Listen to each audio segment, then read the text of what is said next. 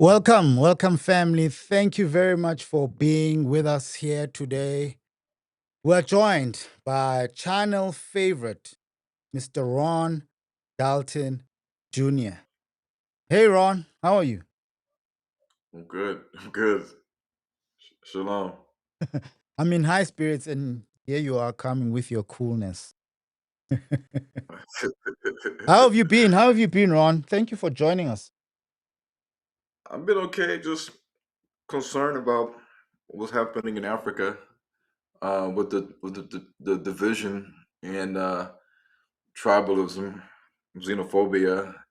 It's in the Congo now. It's in Nigeria. It's in Ghana. You know, Uganda, South Africa.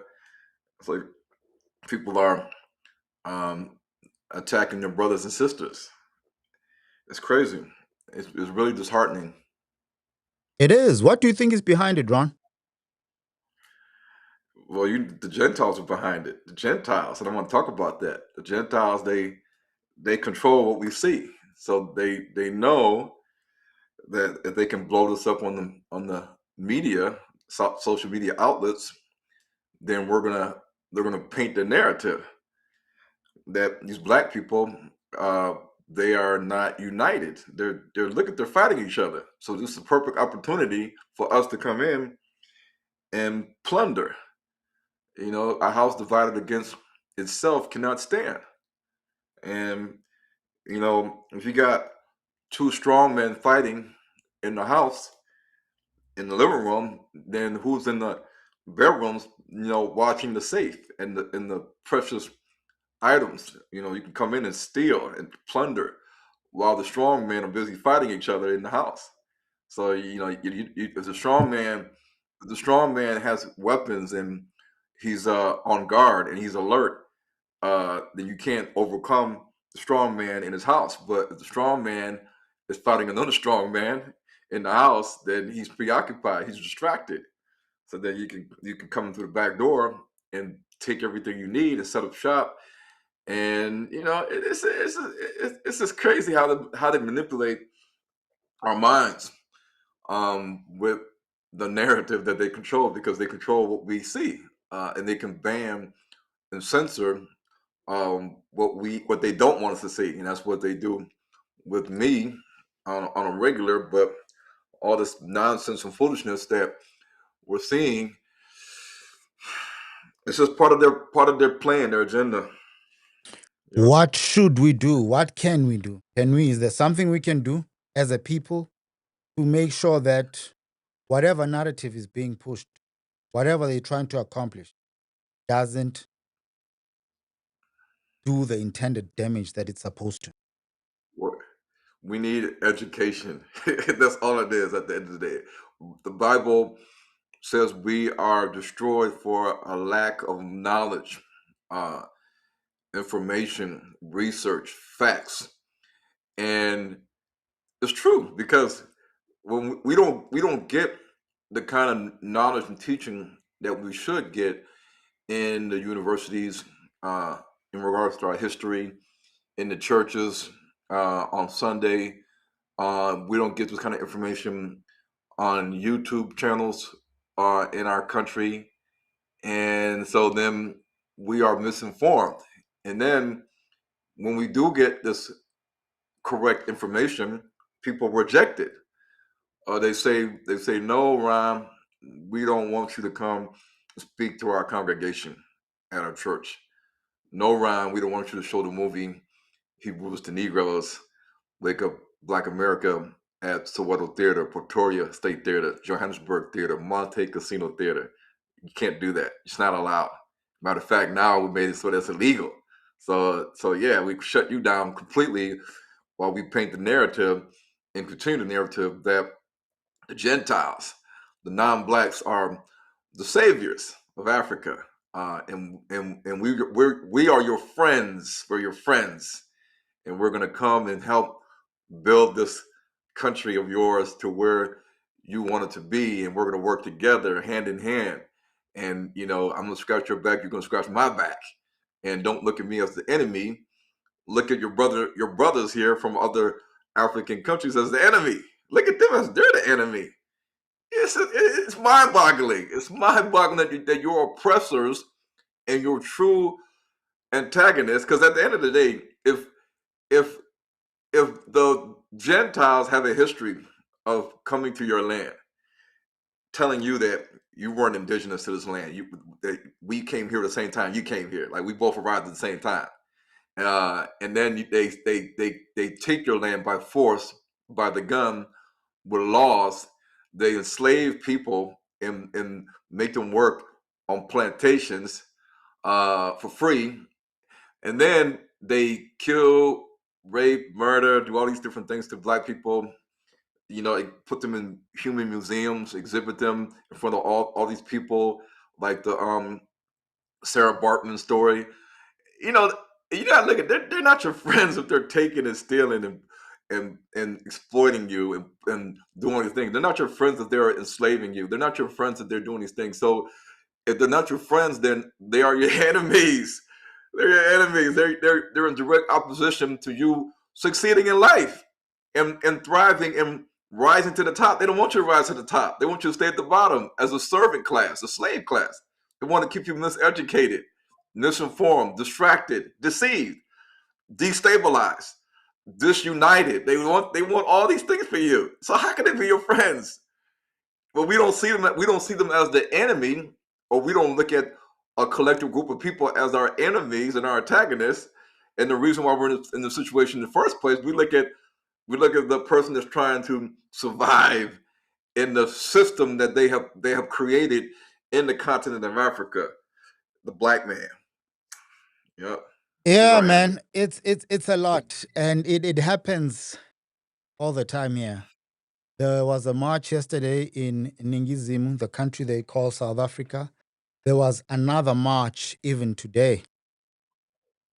It seems like it's against Africans, but the people who would be organizing these marches would say, no, it's against illegal immigrants, right? And you see, the popular narrative is that it's xenophobic, but we do know that other people from countries like maybe Asian countries are also being checked for their documents. So it's not solely a xenophobic thing, but there are elements of xenophobia going around. Now, you talked about the media narrative. Yes, yes. Unfortunately, we're not in control. How can we nail this into our people's minds that we need to control the narrative?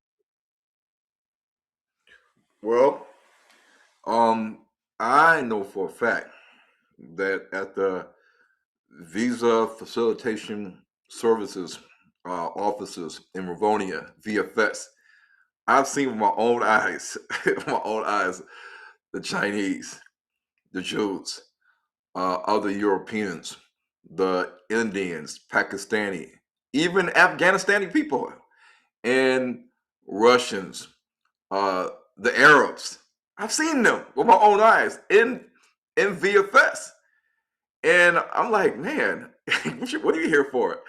And I'm like, they're doing the same thing. They're getting the extensions. You know, they're going through different things, and so, you know, when we start to treat everybody the same way, meaning that we go to the Arabs' businesses in South Africa, we go to the Chinese businesses in South Africa, like China Mall. We go to where the Pakistani and Afghans are.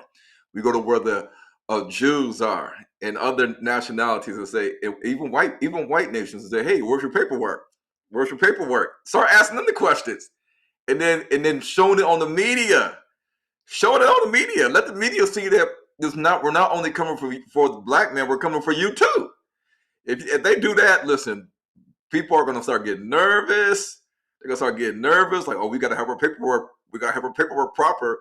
China man, Indian man, Pakistani man, Afghan man, uh, Arab man, Jewish man, European American man. You got to have our paperwork because we don't have our paperwork, and we get asked these questions by the crowds of people. we're in trouble, But let's say they have their paperwork, they have their paperwork, and they have all these businesses making tons of money, millions of dollars off of the backs of South Africans. The South Africans are working there, or Zimbabweans or whoever is working there, and the South Africans or the people of South Africa are patronizing these businesses, making them make money. We have to start asking ourselves the questions: well, why are they the ones with all the businesses and making all the money, and we are making 5,000 rands a month or 3,000 rands a month, and they're making tons of money? Why should they be in our country making millions and billions of dollars annually, and they're not doing anything for us? Then you have to say, well, we need to put them to work for us. Like King Solomon made the foreigners work, and they got taxed. So maybe you need to tell these businesses that are foreign owned, not South African owned, that every quarter, every annually, you're going to have to pay into the South African trust fund or bank or whatever, so that the people can gain the wealth that you're gaining from the land and from our labor. And that's what they do in Saudi Arabia and the UAE and Qatar. They use their oil money to distribute amongst the people living there, so that they get like a $2,000 stipend just to be a resident of that country that has oil in the ground.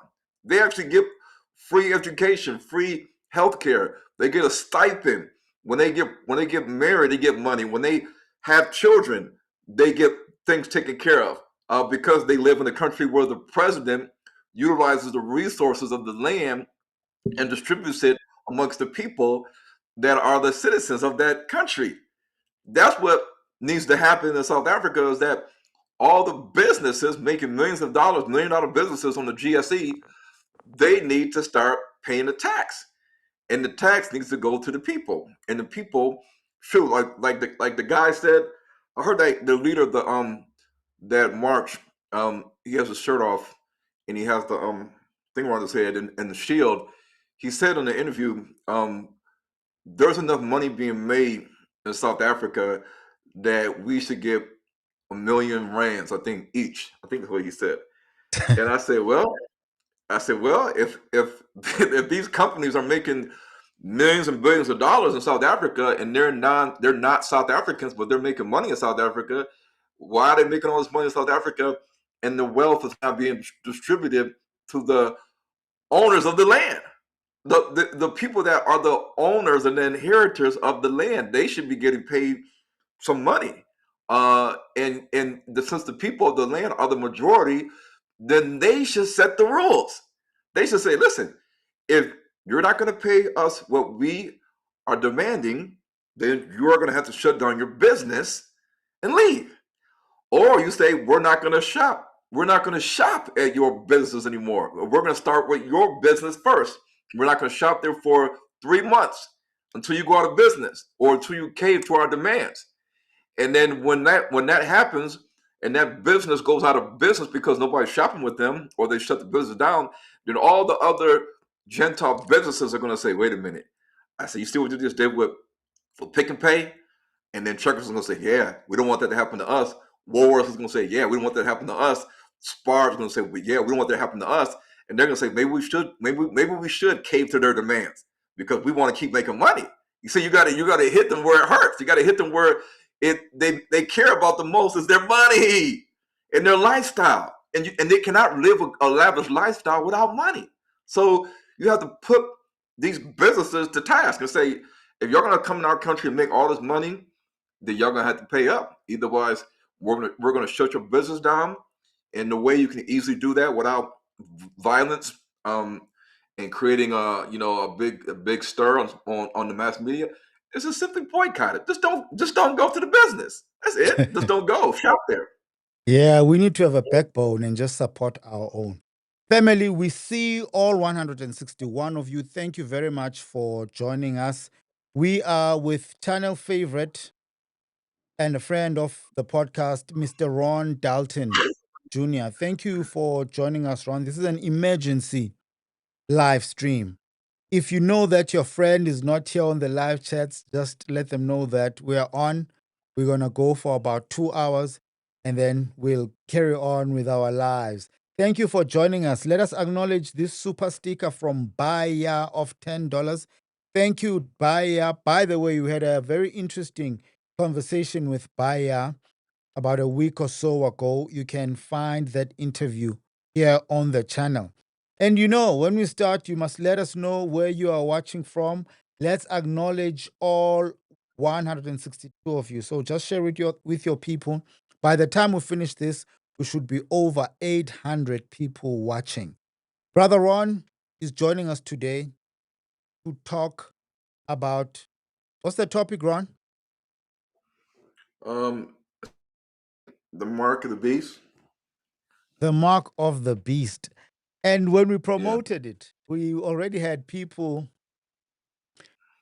engaging on it because I linked it with the New World Order. And someone said, hey, if you think the New World Order is coming, you're too late, bro. It has already been implemented. This came in the 1700s. I think someone else linked it with the American, I don't know what you call it, when that country of yours was established. That's what Oh, one okay. person linked it with. Another person linked it with colonization and how the West won over the rest of the world with whatever they put in place, their systems would put it. But you're going to give us your take on this thing. And you said we must go to Revelations chapter 13, verse 17. Yes. Yes. Okay. Yes. Do you want us to just read that verse or should we read the whole chapter? No, you ain't gotta read the whole chapter. They can do that at home. You can read verse chapter 13. We can start at maybe verse 15, Okay. 15. So that and then, yeah, that should be good enough. As If you as pull out, I try to open my Bible, let us acknowledge people that are in the chats. We see Malibongwe Dlangalala listening from North Carolina, USA. Greetings from Baltimore, Maryland. We see you, Lisa Valentine. And we've just had another super chat from Sandra Garner, a supporter of the podcast. Information and knowledge is power. Thank you, Sandra. Where are you watching from? Let us know in the chats. Via greetings from Florida. And Ashanti Black is saying things are already heating up. We haven't even gone that far. Just share this live stream with a person that you know will gain value. Sandra is saying she's watching from Florida. Brother Ron, will you open with a word of prayer for us, please? yeah. All right, Father Yah, the Elohim of Abraham, Isaac, Jacob, the creator of all things, the Most High, the Almighty, the first and the last, the beginning and the end, the one who is, who was, and is to come. We want to thank you today for bringing us on this emergency live with Dinano. To all the people in the social media world that may be tuning in now and later. We hope that this live really educates and spreads the information of what is happening right now in the world. You, in the Bible, in the Old Testament and New Testament, you warned us of these things that were coming upon the earth. Uh, your son, Yahushua HaMashiach, whom the world knows as Jesus Christ, warned us of the physical threats that were coming upon the earth. And he warned us of these things and gave us the solutions, in addition to providing ways that we could have spiritual salvation and eternal life. But while we are here on this earth, we are beings, fleshly beings that live and die. And we all want to endure to the end. We all want to endure to the end and not be overtaken by the beast system of control that is coming. in the wiles of Satan and his desires to steal, kill, and destroy all humanity. We ask that you touch those that are here, looking from different countries in Africa, in America, as we see on social media outlets, all the chaos, the wars, the nation rising against nation, and division happening in sub-Saharan Africa, the Holy Land, the land that you told Jacob in the Jacob's ladder story, that this land I am giving to you or your descendants. We are in the Holy Land. We are in the land of Canaan, the land that you gave us as a land inheritance, and we are seeing so much division and chaos and confusion and misinformation, and we are also seeing the other nations just taking advantage of this time, even more now so than what happened in the 16th, 17th, 18th, 19th century. And those people that are in America, the diaspora that were scattered from the Holy Land, they too, we are also experiencing chaos and war and division with the FBA community and the African community and the Caribbean community and all types of identity problems happening in our world today. And we ask that you show us what we need to be doing and send the leaders, if the leaders are not already here, to speak out to the people, to open their hearts and minds so they get the knowledge and information that we need to reverse these things and get on the right trajectory towards fulfilling what the Bible says that only we as the Israelites and the remnant can fulfill in the prophetic books of the Bible. We ask that this information and the spirit of truth hit those that are here listening and those that may not be able to listen until later. And we ask that it reaches those that it needs to reach, that are in South Africa, that are in Nigeria, that are in Ghana, that are in the Congo, that are in Uganda, and other countries where these things are happening now, and it's shedding a very bad light on the status of our people. And there's just ask you these things in your name, Yahuwah HaMashiach, and Yahusha, your son. Amen. Thank you very much, Brother Ron, for that. I'm picking myself up now. Thank you for that prayer. Let us also acknowledge another super chat from Ashanti Black. Thank you, Ashanti Black, for that super chat of $4.99. I'm proud to be African, but at the same time, I'm also embarrassed. Can we be this easily fooled? Yeah. Ashanti Black, I'm assuming that's the Ghanaian flag with the black star and the American flag. Welcome and thank you very much. Let's just acknowledge people that are in the chats and where they are watching from.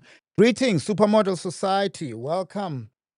Greetings from Houston, Texas. Thank you for joining us.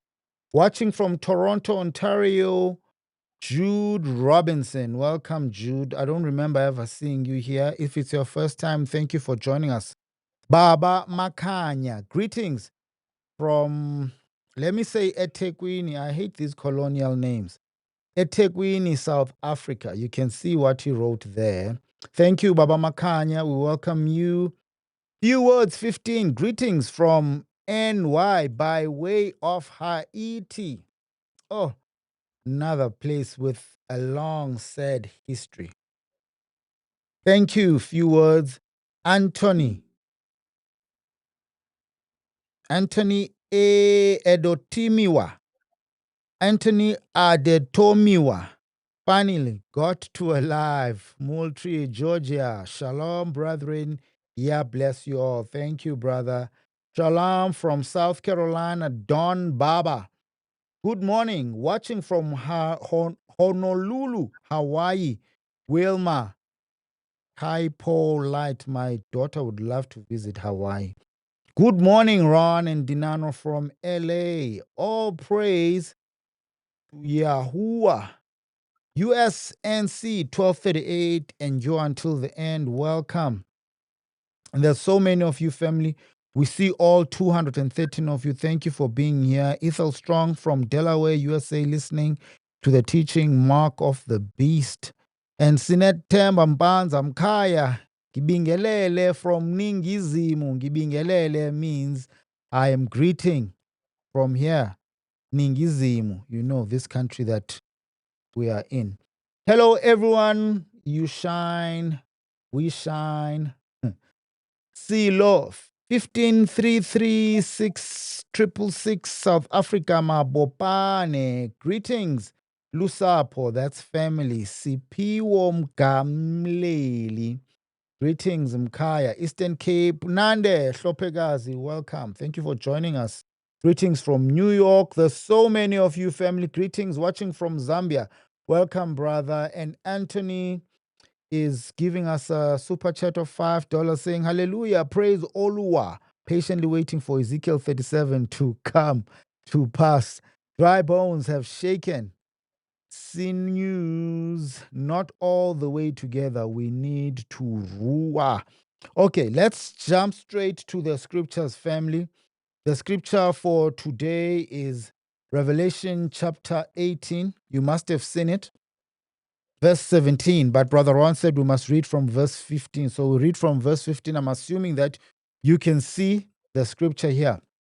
And he had power to give life unto the image of the beast, that the image of the beast should both speak and cause that as many as would not worship the image of the beast should be killed. And he causeth all, both small and great, rich and poor, free and bond, to receive a mark in their right hand or in their foreheads, and that no man might buy or sell, save he that had the mark, or the name of the beast, or the number of his name. 18. Here is wisdom.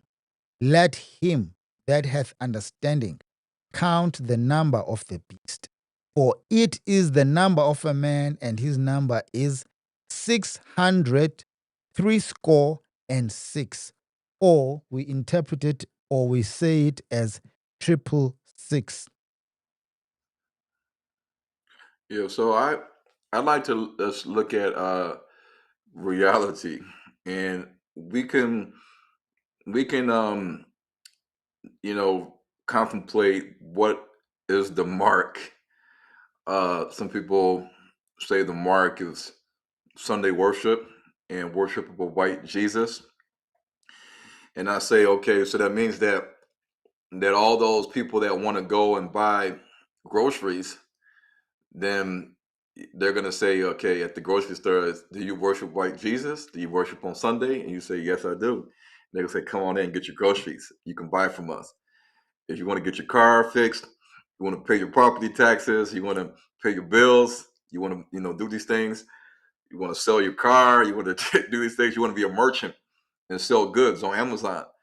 Are they going to ask you, do you worship on Sunday and worship white Jesus? And you say yes. And you say, okay, you're approved. Like what a lot of the Israelites and other factions will teach this thing. And some of them will say that if you keep the commandments, that there is a seal, and that you will not partake in any of the bad things listed in the book of Revelations. You're going to be sealed, even though you're not a virgin. You know you have kids, you have a wife. You you're not part of the 144,000, because if you were, you would be a virgin. And so you got to ask yourself, well, what are these guys teaching? But one thing is for sure is that it tells you no man shall buy or sell, and that deals with money. It's economics. Buying and selling in the world requires the use of money. I mean, this is logic. This is 100% logic, critical thinking. And for those people that say the mark of the beast does not have to do with money, then how do we buy and sell in the world? We have to have money. And who controls the banks? The banks are controlled by non-blacks, and these entities and banks are all interlaced and connected, and we'll prove it. And therefore, any direction that all these banks and the way we use currency and the currency exchanges with the rand and the CD and the naira and the dollar and the euro and the pound, the ruble, the renminbi, the yuan, all of these things are going to have to utilize the same type of payment gateway or system where people can continue to buy and sell and trade, import, export internationally. We know a lot of people are making money from online businesses, and they have customers in other countries like Netflix and Amazon. So yeah, this is an important fact that we cannot bypass. It has to do with money, and so we have to ask ourselves, well, how do we get around this? Because we need money. Most of us in America and in Africa, we need money to go to the grocery store, to go to the market, to pay our electricity bill or credit, to get data, to get airtime, to put petrol, gasoline in our car or diesel. We need the money for education. We need the money for rent and mortgages or bonds that we pay to the bank for our loan on our house. We pay for all these things using money. And so therefore, how do we get around this? Because if you cannot get around this and you refuse to get around this, then you are basically pre-enrolled to the market of beasts right now. Because you can't see yourself living outside of this buying and selling. And don't think that paying a bill monthly or quarterly or annually is not part of the buying and selling process, because it is. The person that provides the service to you, like an internet company like MTN or Vodacom or Comcast, they tell you, listen, guys, you can get this internet service monthly, unlimited internet, data, and it's going to cost you $100 a month, and you agree to pay them every month. If you don't pay them, then you violate that agreement, that terms of service. And they say, okay, we're going to withhold services from you because you didn't make the payment. So they are selling you the package of, you want 100 gigabyte speed, 250, 500 up and down. You want to have this and that. They're going to give you a package, and they're going to sell you their package or invoices, and you're going to have to agree and sign up. And you, the buyer, you have to pay the seller for what he's offering you, which is a service. So it all boils down to having the money to be able to continue these services. But at the end of the day, food, water, and shelter are the basics of human survival. And they add on other stuff too, like the internet and things of that nature. But these are the things we're going to talk about today, Dinano. And if I can share my screen, it'd be great. Yeah, you should be able to share your screen, Ron. Okay, okay, all right, let's try it. Let's Let's just try it. acknowledge all our channel members. We truly appreciate your support on a monthly basis right here on this channel. Without you, we wouldn't be able to continue and to be consistent with what we are doing. You also want to join this group, this bunch of winners, this bunch of wonderful people. You can do the same. There's a link in the description where you can say, we appreciate what you're doing. We see that you're trying to educate people and uplift us and take us back to the scriptures. We also want to become part of that, join that, and become part of this podcast. Brother On, have you shared your screen? Yes, I did. Do you see it? Okay, yeah, I see it. Let me just edit here quickly. And then I'll try to make the screen bigger, so see how it works. Because sometimes It doesn't work that well, but let me Nah, I think it's know. big enough. Just see. Let me. Yeah, I think it's perfect. Let us know if you can see Ron's screen properly. I think it's big enough. That should Okay, so work. Greetings and shalom. That's so what it says. Wavy with yeah, AT&T logo there on a building somewhere in a yeah. city in the US, I think. Yeah.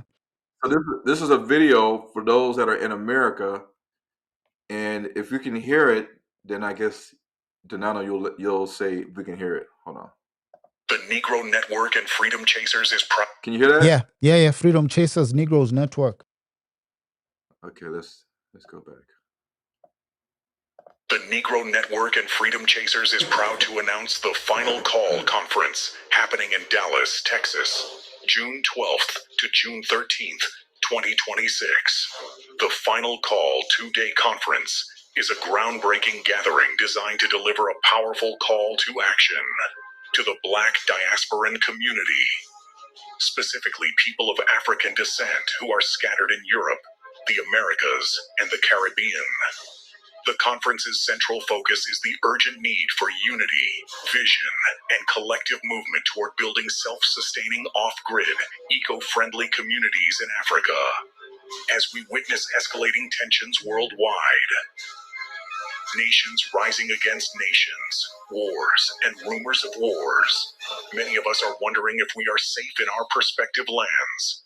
The question many are asking is, do we stay in America or do we leave?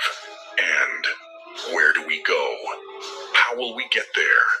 How can we sustain ourselves in another country without our 9-to-5 jobs? The biggest thing people are waiting for is for someone to come up with real solutions and to implement them.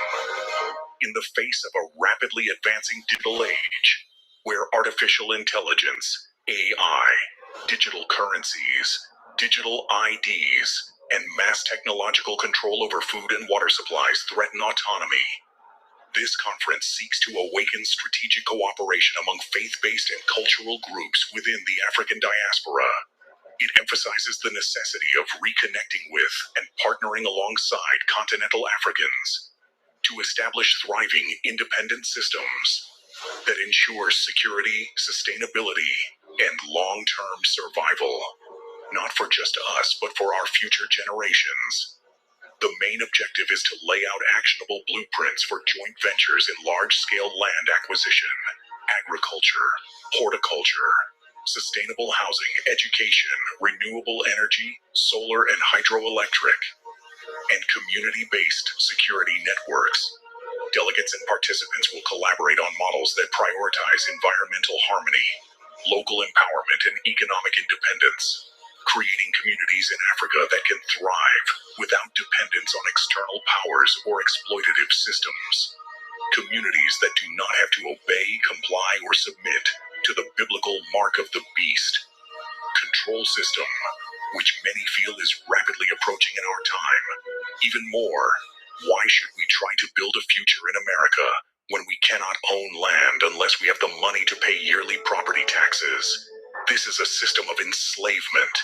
No money in America equals no land, no house, no food, no water or shelter. The Final Call Conference is not merely a discussion. It is a movement of restoration, unification, and divine responsibility.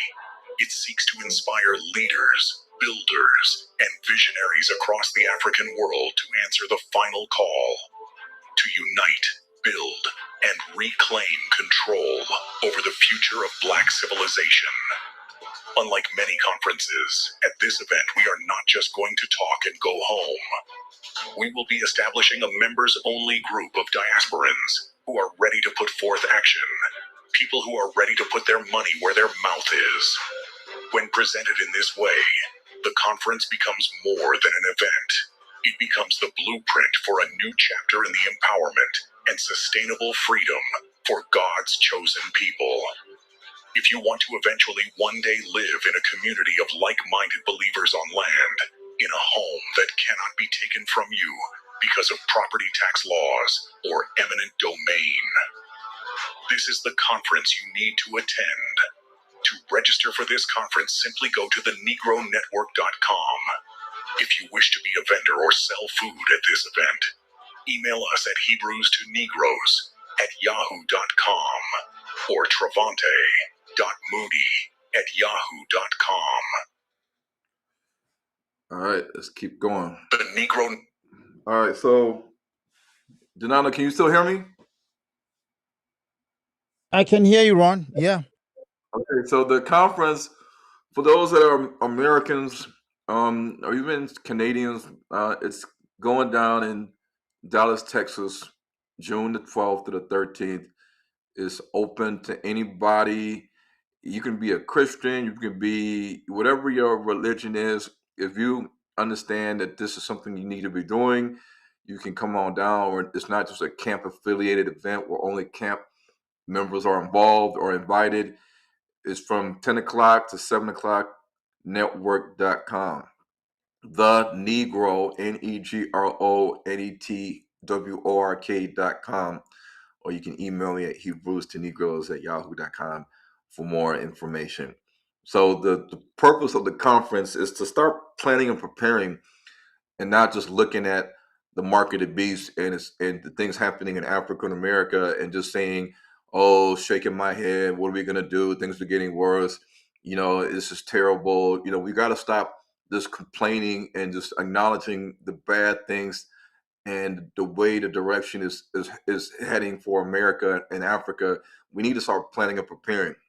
Stop thinking about the Most High is gonna just give you a job. Most High is gonna give you a new car. Most High is gonna give you a land, like 100 acres of land, and build houses on the land for you, and then have borehole, JoJo tanks, and all. No, no, no, no. We got to start doing something. So this is what it's all about. So surviving the great tribulation in the market of beast economic system of control. What are our chances? Are they slim in America versus Africa? Well, we know in Africa that people that are in Africa still have access to their tribal, customary, traditional, sometimes you might call it trust lands. And these are lands that were already owned by the tribes and the chiefs and the royal family and the kings. And on these lands live people that are part of the tribes. And this land is not subject to property tax laws like in America, where these lands have a stand number or ERF number. They have an address. They're within the municipality. The municipality can then send you all their bills, including the property taxes. And if you don't pay, you lose services of electricity, services of water, services of trash and sewage, services of even being able to have access to the land and have access to the home on your land, because that's property tax laws in America. So two of Satan's most powerful tools are distraction and deception. Stay by the tree. Don't swivel your head to the left and the right and then come off the tree, because Satan has deceived you. He's distracted you. Now you left the tree, and we know that squirrels are safe from their predators on the tree. So as they come down off the tree and they run into a cat or a dog or a hawk, then they're in trouble. The squirrel always flees to the tree when things get tight. Anybody knows this. You see a squirrel running around and you try to threaten its life, it's going to run to the nearest tree. So we need to not be deceived by Satan and his minions, the Gentiles that are working against us. We need to stay by the tree. I talked about a lot of this on my Zooms. They're all on H2N TV. All right. So the market of beast, the brother that says that the foundation for the market of beast is already here, he was correct, because many of the companies worldwide own everything. BlackRock, State Street, Vanguard, private investment firms, they are not just in America, they're in Africa. They are the shareholders of ESCOM, like ESCOM, which is provide electricity to South Africans. Palantir is also worldwide. they have access to a lot of data, to all data almost. USDA, United States Department of Agriculture, and all the farmers, social media, everything that we post and comment on social media, including WhatsApp, is being put into a profile. So they know everything about you, your likes, your dislikes, what you promote, what you stand for, what you're against, who you criticize, what you like to do, your organizations that you're in, where do you live at, what job do you have, all this stuff. They know all this stuff. Facial scans, hand scans, fingerprints, that are part of the systems like this FBI, police state clearance. They have access to all of that. CCTV cameras all over your country and state to state. They have all of that. Digital currencies, stable coins, cryptocurrencies, central bank digital currencies, they're already here. Donald Trump passed the Genius Act. He started World Liberty Financial, which was owned by him and his family, including Jared Kushner, his son-in-law, and they have the USD1 stablecoin that's backed by the US dollar. So they now don't need the bank, the traditional bank, to send millions and billions of dollars. They can just do it through their own digital currency using BitGo, the same platform, blockchain platform that Bitcoin uses. So they're sending money internationally to their buddies, and they're bypassing the banks. And anything the bank might tell us citizens, hey, why are you sending this guy $10,000? We need paperwork. We need proof. Anytime you're in South Africa, you want to send somebody in Botswana, $10,000, they're going to ask you to upload some forms and documents, and they're going to ask you to insert a code on why are you sending them this money, and then Forex then has to decide whether or not they're going to allow you to send this money to this person in another country or not, based on you providing the appropriate paperwork. So your money, you can't just send money freely to somebody else in the United States. You can't send money from South Africa to the United States freely without getting asked paperwork and documents. This is a fact. This is a fact. But the elite have figured out a way around that. They have their own stable coins and cryptocurrencies that eventually they're gonna decide for us what cryptocurrencies we're gonna have to use in America or South Africa to be a form of payment for goods and services. Digital IDs are already, the technology is here. It's in China, it's in India. Like I said, the blockchain is already here. Property tax laws in America, we all know in America that you can buy 100 acres of land, you can make your videos and post all the stuff, how you got this land and you're developing the land, you got these tiny homes on the land, and you got these trailer homes on the land, all sorts of stuff, and everything's looking all good on the internet and social media. But you ask that person, say, hey, what happens if you don't pay your property taxes? They're gonna say I'm gonna lose all this land and the houses that sit on it. So you don't really own the land in America, because you're always gonna have money to lease the land that the United States government allows you to stand on, to live on. Same thing in United Kingdom. It's called council taxes. So the control of food, water, electricity, shelter, heating, sewage, trash, the internet, transportation, education is game over for those who have poor leaders teaching false doctrines, leaders and teachers who give the people false hope. Like they say that Christ is going to come before the great tribulation and take you up into the clouds. Or they stated that UFO is going to come and get you before anything happens. Even though Christ says immediately after the tribulation, then you will see the Son of Man coming in the heavens and clouds. Christ says this in the New Testament. He says immediately after the tribulation. And then the next two verses is, then you will see the sign of the Son of Man coming in the clouds. So that means that the great tribulation is going to happen. You're not going to be saved before the great tribulation even starts. So buckle up and get ready. Our leaders that are teaching these fantasies and these utopian beliefs instead of reality, they are doing the people of the service. People who do not plan or prepare will suffer the consequences, like in the book of Proverbs 22:3, the book of wisdom. No unity and no support for true leaders offering true solutions that line up with reality. They're going to see themselves, every man out for themselves. They're going to say, well, I don't want to support this leader or this organization or this assembly or this guy. I don't believe in what he's doing. I'm not going to be a part of it. I'm just going to do everything on my own. Then go right ahead, because it's going to be very hard for you to survive this thing all by yourself. And this is how we fall. This is how a lot of us are going to fall, succumb to the elite's plan. So what will you do? We have to understand what's happening in sub-Saharan Africa is Bible prophecy coming to life. The foundation of the Gog and Magog's battle has to start. You can't just skip all the way to the end. You can't fast forward to the end where you have all these nations amassing the sands of the sea, like in Revelation chapter 20, and they're going to come against the Israelites in the land of Canaan. You can't just fast forward all the way to the end. Stuff has to happen before that. What has to happen before that? Well, the nations that's listed in Ezekiel 38, they have to start converging and immigrating into the true Holy Land, the land of Canaan and Jerusalem.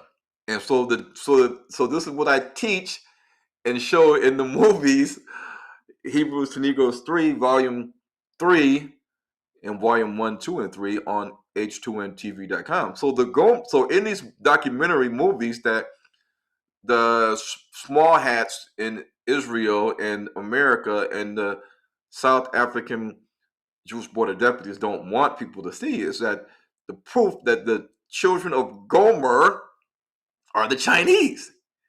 And the Chinese are also a kinfolk with the Koreans. The Korea is attached to China. Even though they speak the Korean language, the Koreans, South Koreans, and North Koreans are essentially all part of the family of these Asians that are in that part of the world, like Mongolia, Siberia, China, Taiwan, North Korea, South Korea. But we see China heavily on the map, right? We see China doing big things. And so China is immigrating and they are heavily invested in sub-Saharan Africa, not Israel. This is a fact. The Magogians, the children of Magog, are not Greco-Romans. They're not Greeks. They're not Romans. We have to understand that. So they are the children of Japhet. If they are the children of Japhet, then where are they? Who are they? Well, outside of the Roman Empire that ruled for a long time, you have people to the north, west, and northeast. You had your Celtic, Germanic, or they will call them barbarians, that came and conquered the old Roman Empire. Today, we see the European Union after that. And most of the languages that are in Europe, including America, are Germanic languages. They're Germanic languages. The only reason why the Romance languages exist is because when the Germanic people and Celtic people came and conquered the Roman Empire, they assimilated into Greco-Roman religious traditions, Christianity. So they had to adopt Christianity and abolish their pagan ways. And so they had to learn, some of them had to continue to use the liturgical language of Catholicism or Christianity, which is Latin, Italian, Spanish, and Portuguese. But outside of that, you have your Germanic dominated languages. Everybody should know this. Meshach and Tubal are Russia in the Slavic dominance. The Russians speak a Slavic language, not Germanic, Slavic. So the Slavic dominance in the world today, you got to go to Russia. Togamov. Togamov are the descendants of the people today that we see that we call the Arabs and the Jews. So the Turkic tribes living in Central Asia, like southern Russia, Uzbekistan, Kazakhstan, Turkmenistan, Tajikistan, Kyrgyzstan, Azerbaijan, these are all Turkic tribes, nomads. that adopted their religion of choice. They adopted either Islam, Judaism, or Christianity, like the Armenians. And some of them adopted the religion of the ancient Persians, which was Zoroastrianism. And so that's why the Farsi language in Iran is a mixture of Arabic, Turkic, French, English, and then some of the remnant loan words from the old Persian languages. This is a fact. So in Iran, people are speaking Farsi, Arabic, and Turkic dialects. This is a fact. So these are your children of Torgamov, and the Khazars, they adopted the religion of Judaism.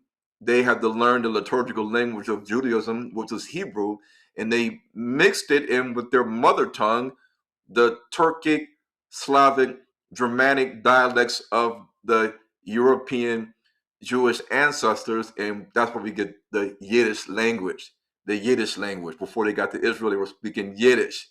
And the Arabs today we see in North Africa, Asia Minor, in the Middle East, these Turks, they adopted the religion of Islam, and the liturgical language of Islam is Arabic.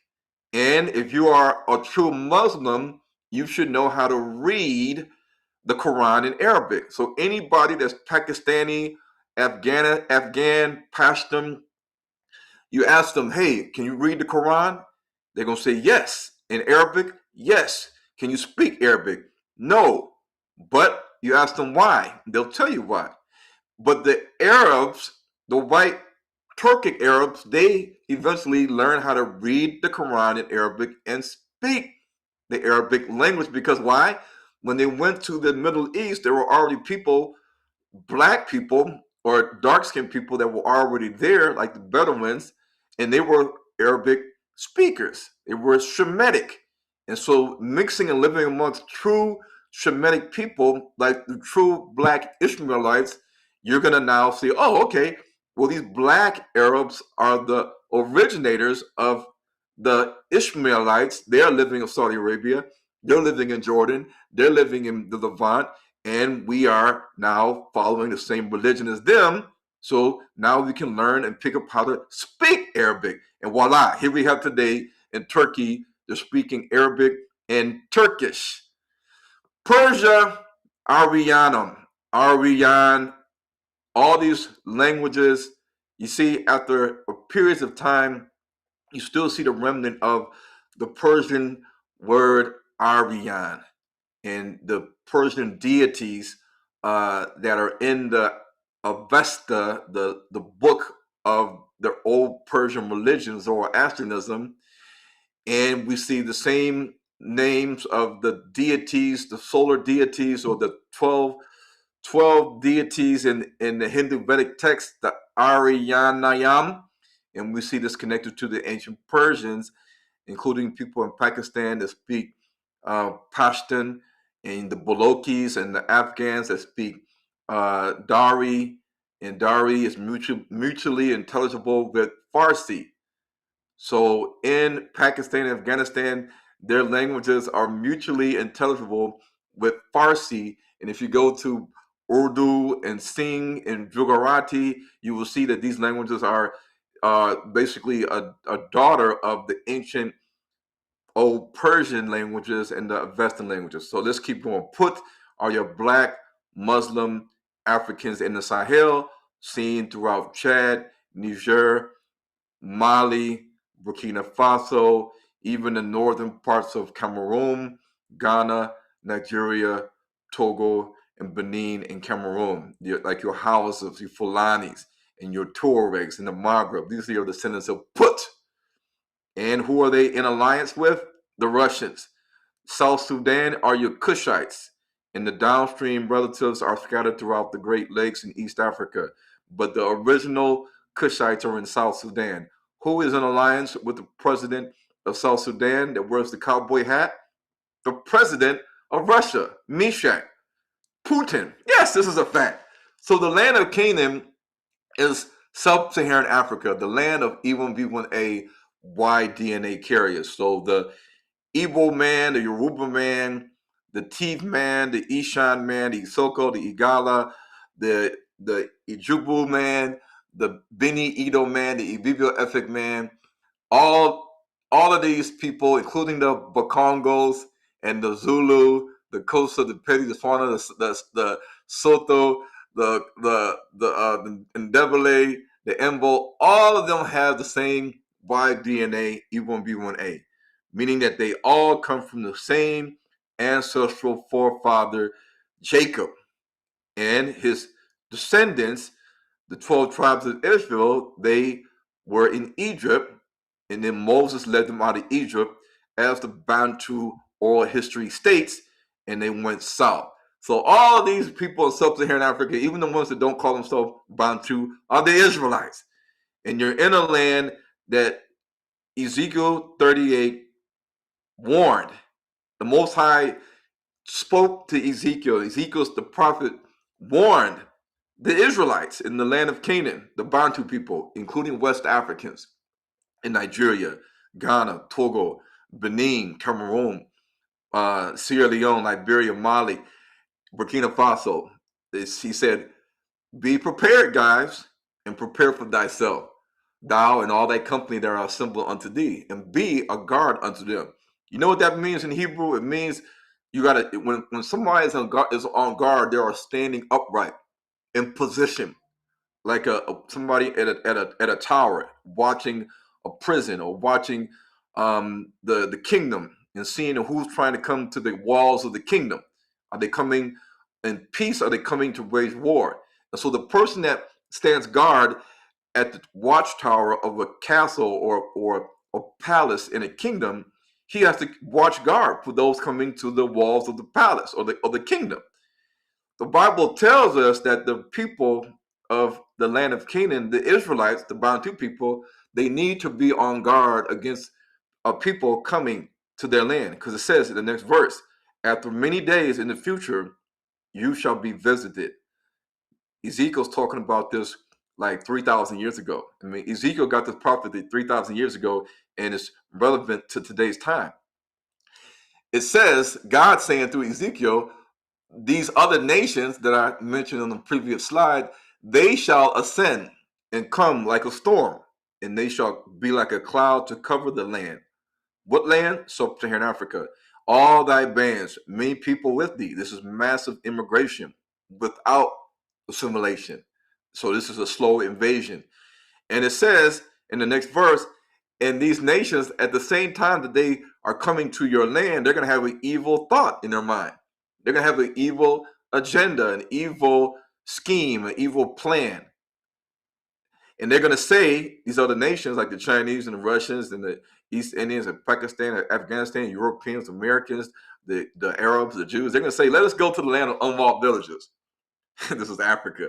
And we'll go to them that are at rest, that dwell safely, because we know that Africa is essentially safe until the Gentiles stir up conflict. And they have all these Al-Qaeda affiliate jihadist groups in Mali killing people, in Burkina Faso killing people, even though you got the Sahel Alliance there with the president of Mali, the president of Burkina Faso, Traore, and all of them are backed by the Russians. But however, Al-Qaeda is running them up. Al-Qaeda is running them up in the Sahel. And you got Boko Haram beheading Christians and killing 200 people, 500 people. And you got these alliances and agreements that Nigeria and Ghana and other countries have made with the Europeans and the Russians. But how is this happening? How is this all happening? Why are they allowing these things to happen in the Eastern Congo with the United Nations peacekeepers?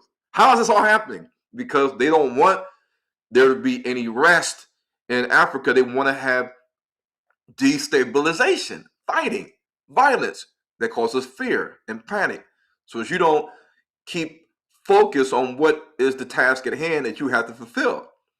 It says in the next verse, to take a spoil and to take a prey, to turn thy hand upon the uncultivated lands that are now inhabited with people, because Africa was essentially a place with a lot of land, just uncultivated land and animals, until the Bantu people got there with their livestock, and they started farming and raising livestock, and they started possessing the land and dispossessing the land from the African pygmies and the Khoisan.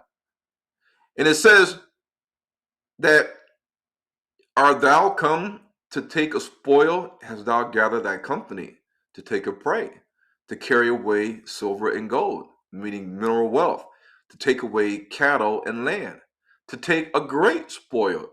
So this is not talking about Israel, because Israel has no silver and gold mines and cobalt and coltan and iron and all. It's not the lithium. They don't have this there. Nobody's coming to take land from Israel and to take livestock from Israel. And they mention that it's going to be a great spoil. So when the Bible tells us that these nations are coming to prey upon the people and the land, that means that these nations are coming to your land and they look at you as dinner. They look at you as the same way a lion looks at a zebra. When a lion comes up to a pack of zebras, he's thinking about dinner, that they're all going to eat. Good.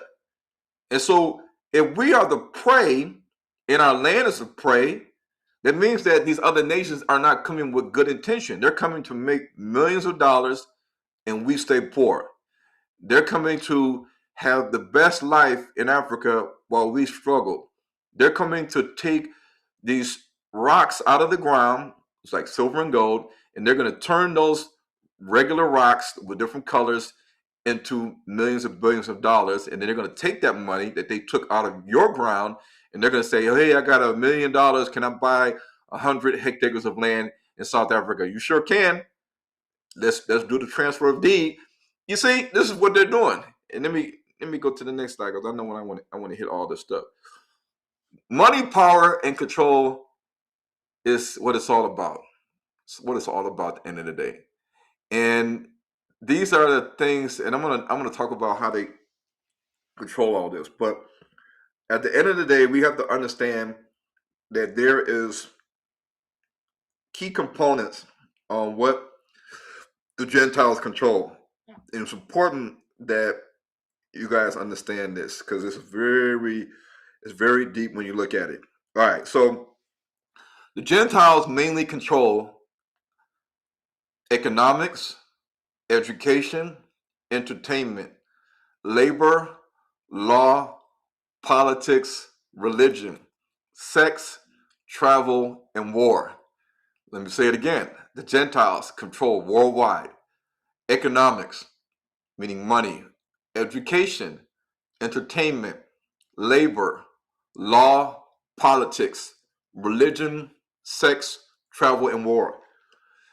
In South Africa, Nedbank, ABSA, Capitec, Investec, FNB, Sasfin, Standard Bank are founded by the British, Dutch, and the Jews. This is economics.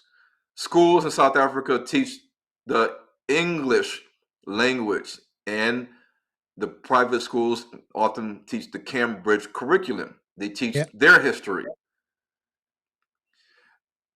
Most of all major businesses in South Africa are founded, owned, and controlled by non-blacks. It's economics. That's why they're the richest people in South Africa. Even though they're the minority population, they're grossly represented in the country in terms of wealth. Marketing and advertising in South Africa is controlled by non-blacks, like billboards and stuff like that. Showmax, DSTV, Yeah. Mnet, MultiChoice, Netflix, Amazon, YouTube, Facebook, X, Instagram, TikTok is controlled by non-blacks.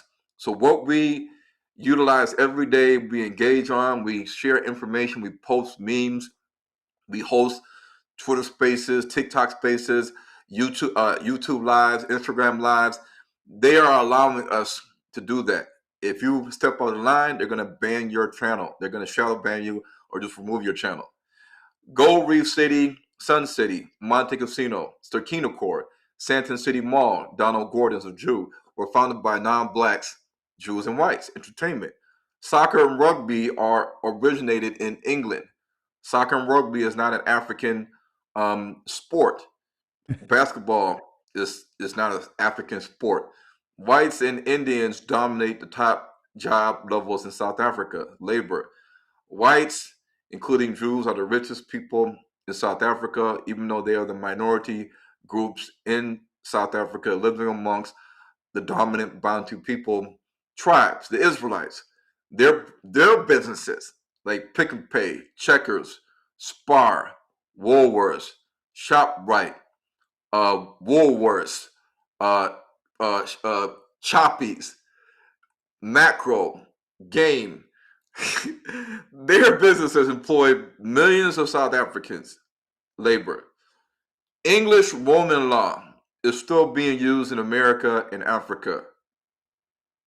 The same laws that they used to sentence Nelson Mandela and Julius Malema in their own land.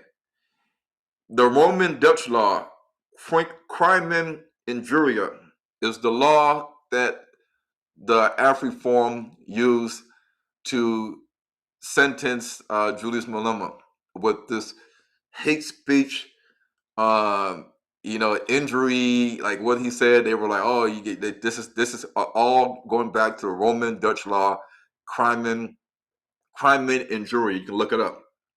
I'm not going to read everything, but this we already know about the Jewish organizations in South Africa that were contacted by Israel because the embassy of Israel is in communication with Israel. So the embassy of the United States is in communication with the United States. So whenever you have an embassy of the United States in any African country, they are in communication with the United States, just as the embassy of Israel in Ghana, in Nigeria, in South Africa, they are in communication with Israel directly. So when Israel wants to contact the South African Jewish Board of Deputies, they're either going to call them directly or they're going to go through the embassy of Israel and tell them, hey, this is directly from the embassy of Israel, from Israel itself, letting you guys know, in addition to the ADL, that Ron Dalton is trying to do this event called Hebrews to Negroes Wake Up Africa in Monte Casino Theater. Did you know about that? We own it, so you should not allow him to do that. Tell Sterkinakor to fall back and cancel the contract because we own Monte Casino Theater. So you got to do it, and there's no questions. And they did that. And because they have power, financial, economic power, and political power, they were able to get Soweto Theater initially banned, but then I had to threaten to sue them before they were able to allow me to show the movie at Soweto Theater. After that, they realized, okay, we cannot stop Mr. Dalton from showing the movie in any church, any building, any open field, any center that is owned by the city of Johannesburg, because he has a right. Because he has a right as a normal customer to come into the Soweto Theater or Johannesburg Theater and say, hey, I got the money. I want to book this theater for this date. If it's available, they say, yes, it's available. They cannot tell you, no, we don't want your money. No, we can't allow you to do this event here, because you're going to ask the question, why? Why is the reason why you won't allow me? So they realized that in order to bypass that, they had to use laws like anti-hate speech, anti-Semitism, all this stuff. And with the help of the South African Human Rights Commission, they said, you're right. SAJBD, you're right. This movie should not be classified. This movie was inappropriately and incorrectly classified 16P by the South African Film and Publications Board twice. So 2 times a random selection of people were selected to sit down and watch the movie. So random South Africans were selected. White, Jew, Black, Indian.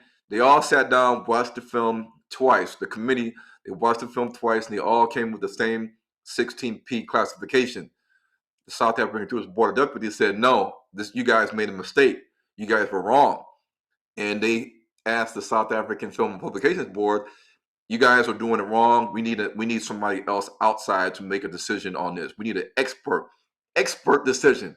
And that's where the South African Human Rights Commission, the Jews achieved their goal in banning the movie so that no South African can ever see this documentary in South Africa without being faced with jail time, 5 years in jail. So this was all by design, and no media attention was given to this matter. For the last 3 years, nobody knew about this happening in South Africa.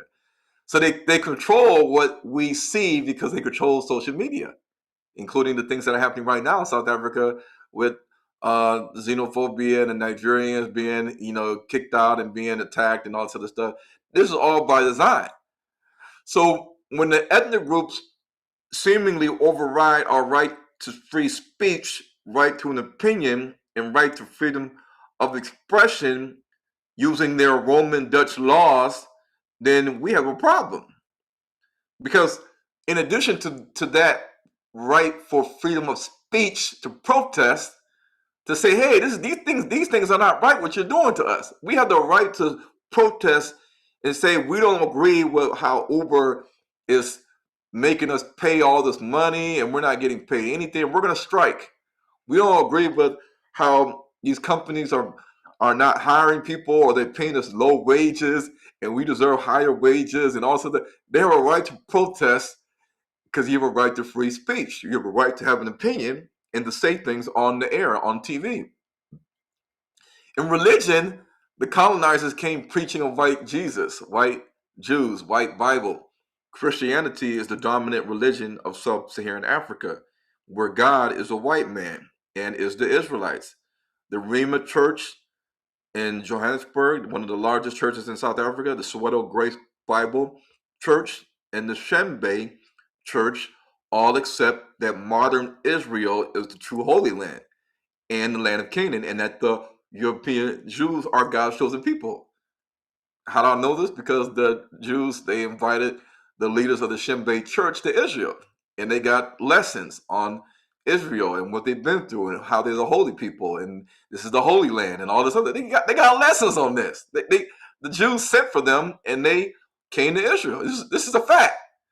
So sex, when you control the ways that we see and receive sexual immorality, including pornography, it's all allowed to be seen and distributed in Hollywood, the big theaters, on streaming platforms, websites, and social media due to the ownership, foundation, and control of non-Black ethnic groups.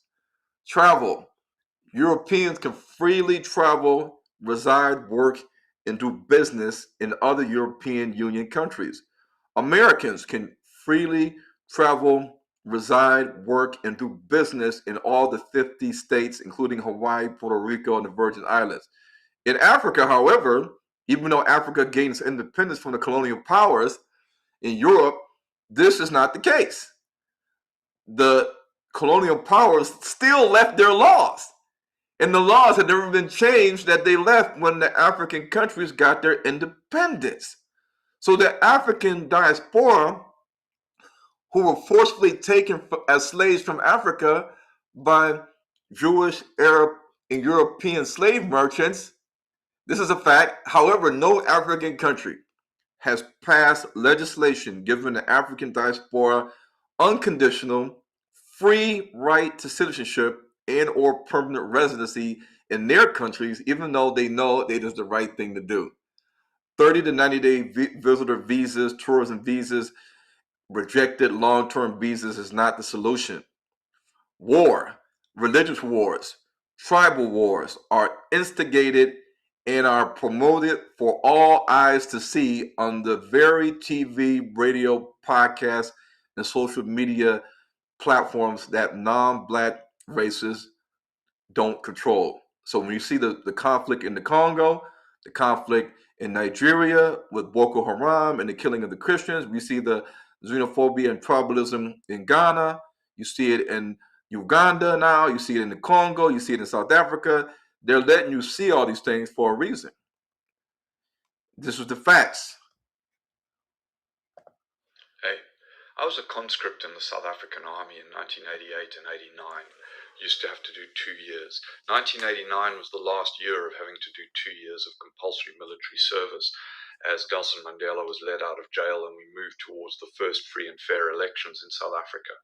But I was based up in northern Zululand near a town called Matubatuba in 121 Battalion, which was a Zulu battalion with a small cadre of white officers, but all the troops and a lot of the non-commissioned officers were Zulus.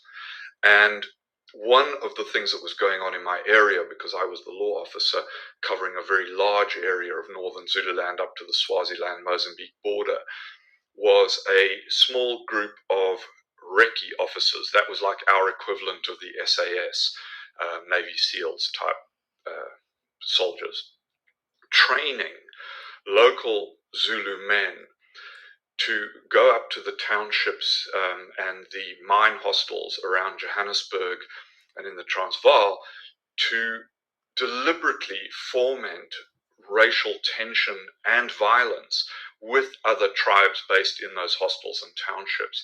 And this was a very deliberate strategy of the South African government and the South African military at the time to create black-on-black violence, to detract from the potential for black-on-white violence, which in those days was very low because we had a very strong and violent police force repressing that side of things. But there was this massive deflection that went on right up until I left the army at the end of 1989.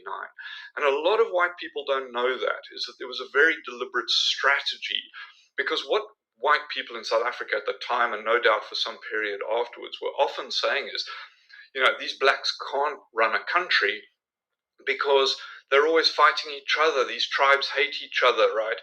The Zulus hate the Xhosas, who hate the Ndebele, who hate this guys, the Pondos, and this kept saying that basically that blacks were too violent to run a country. And what most people have no idea of is that that violence, that intertribal violence, was fomented by the white South African government, army, and police force very deliberately.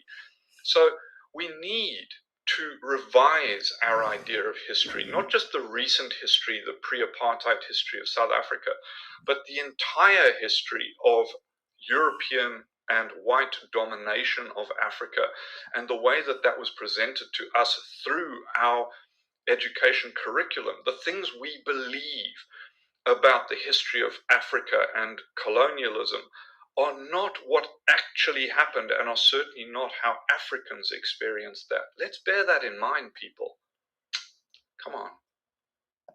Okay. Sub-Saharan Africa has been fundamental to the global prosperity of the advanced countries. And Africa had a role to play. It has a role as a raw material producer. We will not allow Sub-Saharan Africa to escape that. Okay, we do everything to keep Sub-Saharan Africa where it is, also impoverished. It's absolutely vital for the prosperity of everyone else. So let's get clear about that. Okay, and this means all the economic structures, all the global institutions, and the economics we teach everyone is all designed to keep Africa exactly where it is. And whether it is Europe or US or now China, it's always the same. We need Africa to be impoverished because we need those raw materials and we need them dirt cheap. Okay, so that's the message. It doesn't mean to say that there's nothing Africans can do. Of course there is. This is what it's about. Because if Africa does do something different, I assure you living standards of all those in Europe and North America and Asia is going to fall. Okay? And that is a big price to pay. I assure you that the West is not going to allow that without a big fight. Okay, so the job of many Western academics is to convince Africans they have to keep doing what they're doing. Okay, and to show them it's your fault that you're poor. It's not our fault. It's your fault that you're poor. You know, so this is what we do in academic institutions. We know the basic forces that have caused this underdevelopment. We know it's colonization. We cannot afford to allow Africa to industrialize and start producing manufacturers. Okay, so we will do everything to stop that. And I'm going to show you how we actually block that. We had East Asian rapid industrialization processes. So in the earlier period, we had Japan and Korea. So the agenda is clear. They know that all of the nations, including China, Russia, India, Pakistan, Afghanistan, the Jews, the Arabs, the Europeans, Americans, they all have the same goal and mission in mind, is to take Africa and to keep Africans where they are, poor and uneducated, misinformed, using the educational system and using economics and using division and disunity and all these things. And that's why the Bible was given for us in prophecies, for that we can understand that who our enemies are and who they are in terms of the biblical nations in Genesis chapter 10. And if we know that we are the Israelites, we know who they are biblically, then according to Ezekiel 38, we must be on guard against them.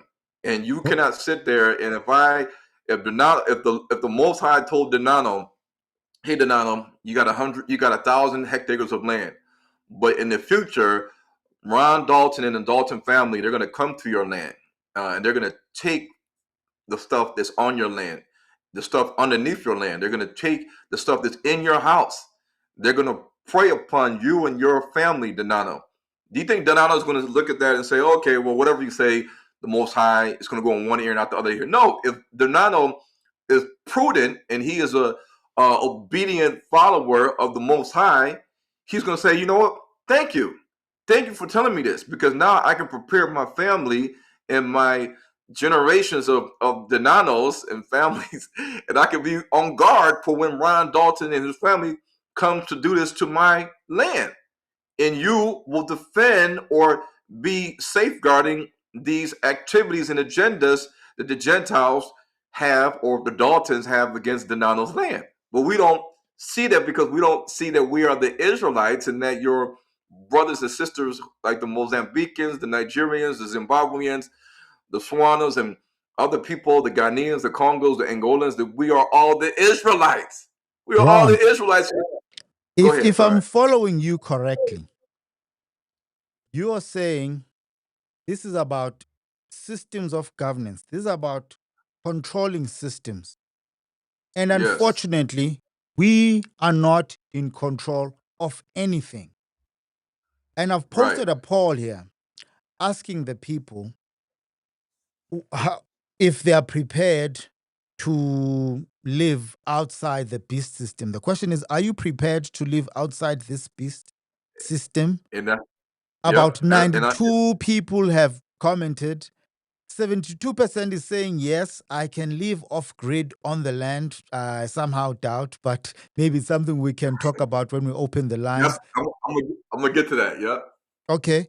15% is saying, no, I am dependent on the system. And then about 14% is saying, how do I even know? Ron, we are not in control of anything. The food we eat is from big companies like Bayer, Monsanto. We can't Yes. even replant these seeds. I don't know if it's Right. real food that we're eating, but there are so Right. many issues. We're not in control of the language we speak here. It frustrates me all Right. the time that when I go out, I have to speak the master's language. Why can't I communicate in my own language, in my own country? What can we be in control of? Are the 72%, 71% that are saying, yeah, we can live outside the system, really live outside the system when the system is in control of every aspect of our life? How do we Well, get ourselves out of this? yeah. So the thing that the Most High gave us is the land inheritance. So thank God they haven't taken all the land. There is land in South Africa that is owned by the tribal chiefs and kings of the Xhosas and the Vendas and the Zulus and the Swanas and Sotos and so forth and Pedis. This is very crucial for us, because although they have already sunk their teeth into the land for all the different raw materials and things that they need, and they've developed their businesses on the land, and they've created cities in these lands, and the cities have all the businesses which is making them money. we have to look outside to these outside of the cities, to the rural areas, like the semi-rural areas where we still possess and have ownership of the land, because that's the only thing that's going to save us right now. Because unfortunately, the Bible does tell us that they are going to come and they're going to plunder the land of Canaan of all its resources, and they're going to use skill, coercion, and strategy to get land grabs. And the land grabs, whether they steal the land, whether they buy the land, whether they lease the land, whether it's a package deal where we provide infrastructure and roads and water and bridges, and in return we get this land. This is how they're doing it. And so I'm gonna move quicker because I know that you can't be on all day. Hold on. 6 of the 10 fastest growing economies are in sub-Saharan Africa, countries rich in mineral wealth. Coltan for our computers, cobalt for our batteries, phosphates for our agriculture, nuclear ore for our... So Bill Gates and Jeff Bezos just signed a deal for coltan and cobalt in Burundi. And the Burundi president, he accepted the deal. Now that Bill Gates and Jeff Bezos have signed an agreement to extract cobalt, coltan, lithium, and other rare materials, minerals out the earth for, of course, the new energy push that's pushing AI and computers and these data centers. They need cobalt, they need coltan, they need lithium, and this is why these rich billionaires like Elon Musk, who's going to be a trillionaire soon, and Jeff Bezos, they're all attacking Africa. These are the things, gentlemen, that the wars of the next 20, 30 years will be fought over. A huge deposit of cobalt was discovered in Mali just over 2 years ago. Back then, we approached the Malian government about mining rights. They told us that those rights were going to the Chinese. And so Ibrahim Traore, when the Wagner Group helped Ibrahim Traore with the coups in Burkina Faso, that meant that now that happened and Ibrahim Traore was the leader of Burkina Faso, that he had to give over the mining rights to the gold mines in Burkina Faso so that they can get 80% of the profits of the gold, and then Putin gives them 15%, 20%. So this is the same thing happening in Mali, Burkina Faso, Niger, Burundi, is that they help set up things in the government. They do agreements and memorandums of understanding, and they get access to all the mineral rights, which in turn damages the economy and landscape of the country. If you know anything about mining, you understand how it actually damages the ecosystem. So we set about to create the conditions to make sure that wouldn't happen. Just last week, one of our Australian subsidiaries, thank you, Lachlan, secured those rights. Our pilot project in Mali hit a few bumps, but I'm delighted to report that it worked. And if it can work there, there's no reason it can't work in other mineral-rich countries across Africa. We create the chaos, then we move in and capitalize on that chaos. And that's what they're doing in South Africa with the chaos. They're doing it.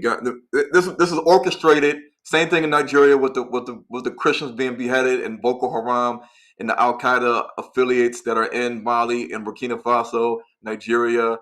It's all happening. We're looking at the long term here, gentlemen. Rates of return that'll make Iraq and Afghanistan look like chicken feed. Okay, so I'm not gonna show that one. Well, let me. All right, so when the other nations come into Africa and they see an opportunity to set up a clinic in a rural part of, let's say, South Africa, and they say we're going to bring boreholes and filter water, we're going to bring schools, and we're going to bring clinics, and U.S. aid and aid from other countries is going to help fund these clinics that we're going to build in your village. And they build these clinics in your village, and then let's say a pandemic hits, or let's say there's a disease that's affecting people in that particular region of South Africa, then the Europeans and the Gentiles, they can set up their own clinics and say, okay, we're going to give you guys free vaccines, free inoculations that's going to protect you against, certain diseases, right? Even COVID. And you don't know when they sticking you with this needle what is going inside your body. You may one day go to the doctor and get a test for HIV, and you got HIV, and they say, well, you must have had sex with somebody that had HIV, and you're like, well, no, I didn't. But the doctor says, well, I don't know what you're talking about, but you got HIV. So right then and there, you have to deal with the problem at hand. No matter how you got it, you don't know how you got it. You just know you got it. And now you got to take HIV medications, which they manufacture and send into Africa either in the form of aid or you got to pay for that. So all warfare in the book, The Art of War, is based on deception. So therefore, when people want to achieve a victory over another people, they feign incapacity. When near, you make it appear that you are far away. When you're far away, you are to lure them, feign disorder, and strike him. When he concentrates, prepare against him. Don't let him think. When he is strong, you avoid him. Anger his general and confuse him. Pretend inferiority and encourage his arrogance. It also says, cover with ridicule all of the valid traditions in your opponent's country, like Christianity.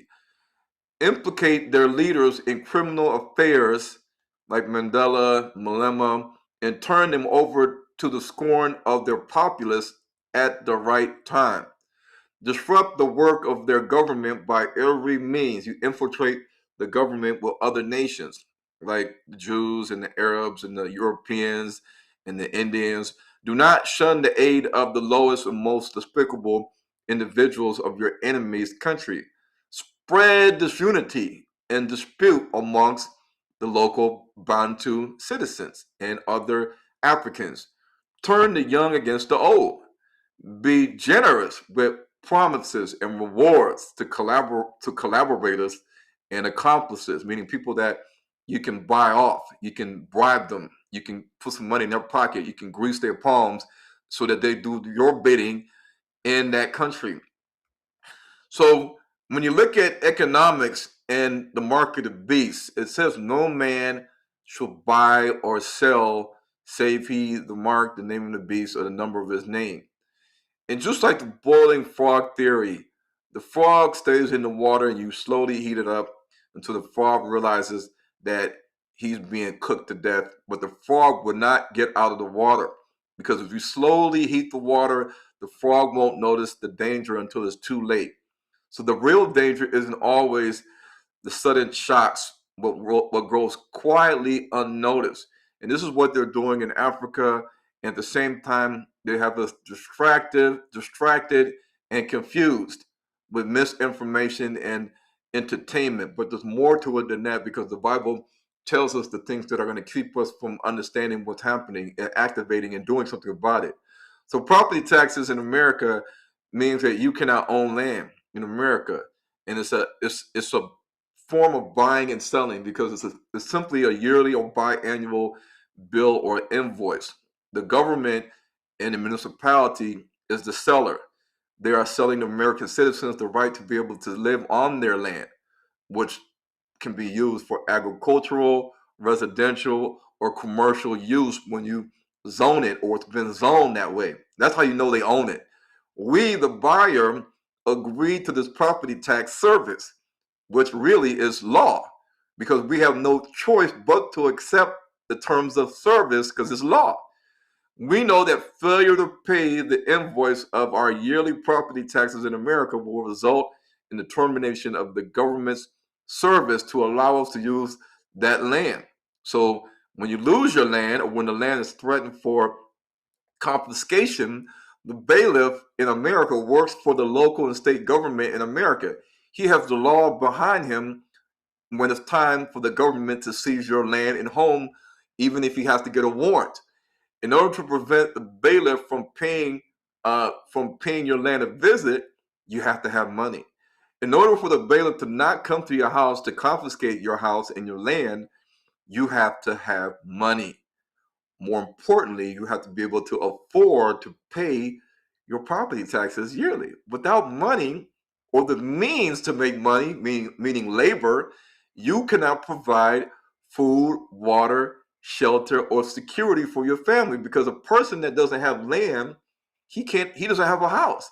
He can't grow food. He doesn't have a borehole, and he can't provide any security to his family if he's a nomad, just wandering the earth. So the security for your family, your race, your organization, your church, your community depends on you being able to truly own land. When you don't own land, someone else controls you and the basics of your survival. This is part of the beast system.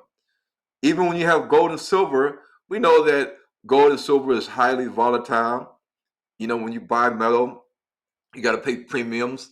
You got to have dealer commissions. You got to pay. You got to pay for storage and insurance fees.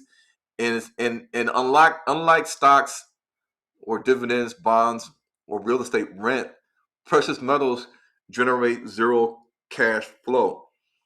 And it's sometimes harder in certain times to liquidate metals quickly compared to financial assets, which you can sell a house or sell an land. People got the money to buy it.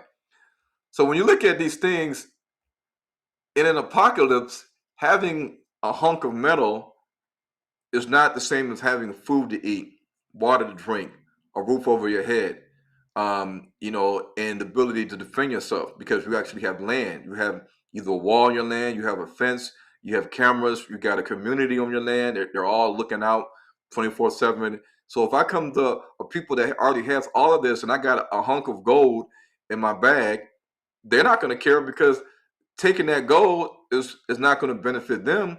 They're better off if they have everything that they have on their land. So when you have a hunk of gold sitting in your bag and you're wandering the earth saying, I got gold, you're already at risk for thieves, versus somebody that already has land. They have a community, they got people there, and they got defense and all these things to combat anybody coming to their land. So what we're trying to do, what we should be trying to do, is be self-sufficient on land, meaning that on land, because it's more than just a quarter acre of land in South Africa, you can have your vegetables, you can plant your fruit trees, you can have your water solutions, you can have your energy solutions, you can build houses, affordable housing. The Bible says in Ezekiel 7, chapter 7, 19, it says, they will throw their silver into the streets, and their gold will seem unclean. Their silver and gold cannot save them in the day of the wrath of the Lord. You see? You see? All the people talking about, oh, I need to get gold and silver and all this other stuff. I got gold and silver around.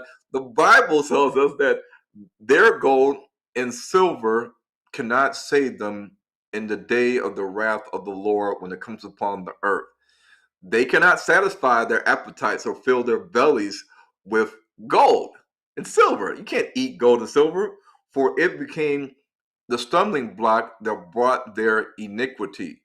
So when you are homeless, then you cannot feed yourself. And people stand on the street asking for money to be able to afford, that's the key word, afford, to buy food, to pay for rent. When you already have land, the land provides all of that. The book of Revelation talks about worshiping the beast and the image of the beast, and the image was allowed to speak. And those that did not worship the beast, they will be killed or cut off. So the Hebrew word for worship is shakah. But in the Hebrew, shakah means to bow down, to submit, to obey, to comply, to be obedient. So to worship the beast system means to obey, comply, and submit to the beast system. So paying your property taxes is a form of buying and selling in your country. In America, will you comply? Will you submit to the beast system, because you already are submitting to the system? You're already needing to pay property taxes just to have a roof over your head, have somewhere to live, have the internet, cell phone, utility services. This is all the same thing. Don't think because the Bible doesn't say buying and selling and paying a bill that that's not included in buying and selling, because it is. It depends on how much you want to acknowledge that you are trapped in a land that you cannot own land. But where is the land that is ours, that we still have possession of?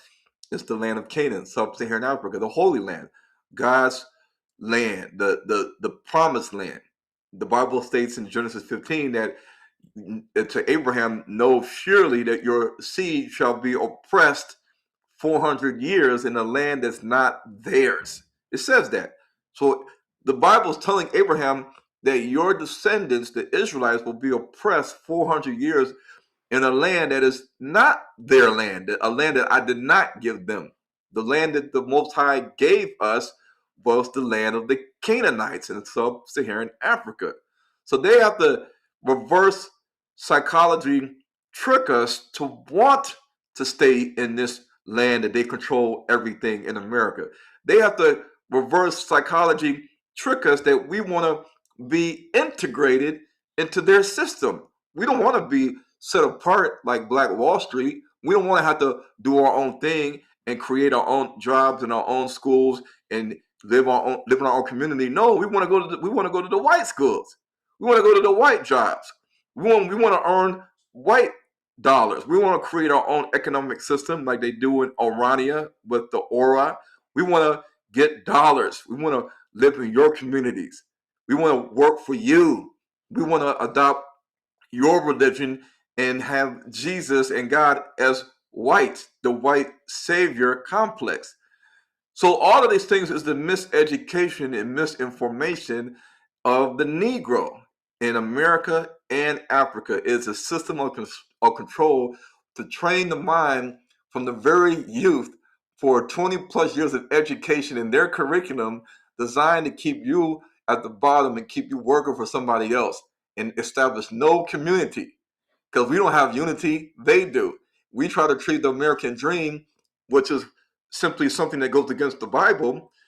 We know that our Israelite dream is to live in the land of Canaan with our people and to have everything we need, because the land of Canaan lacks nothing.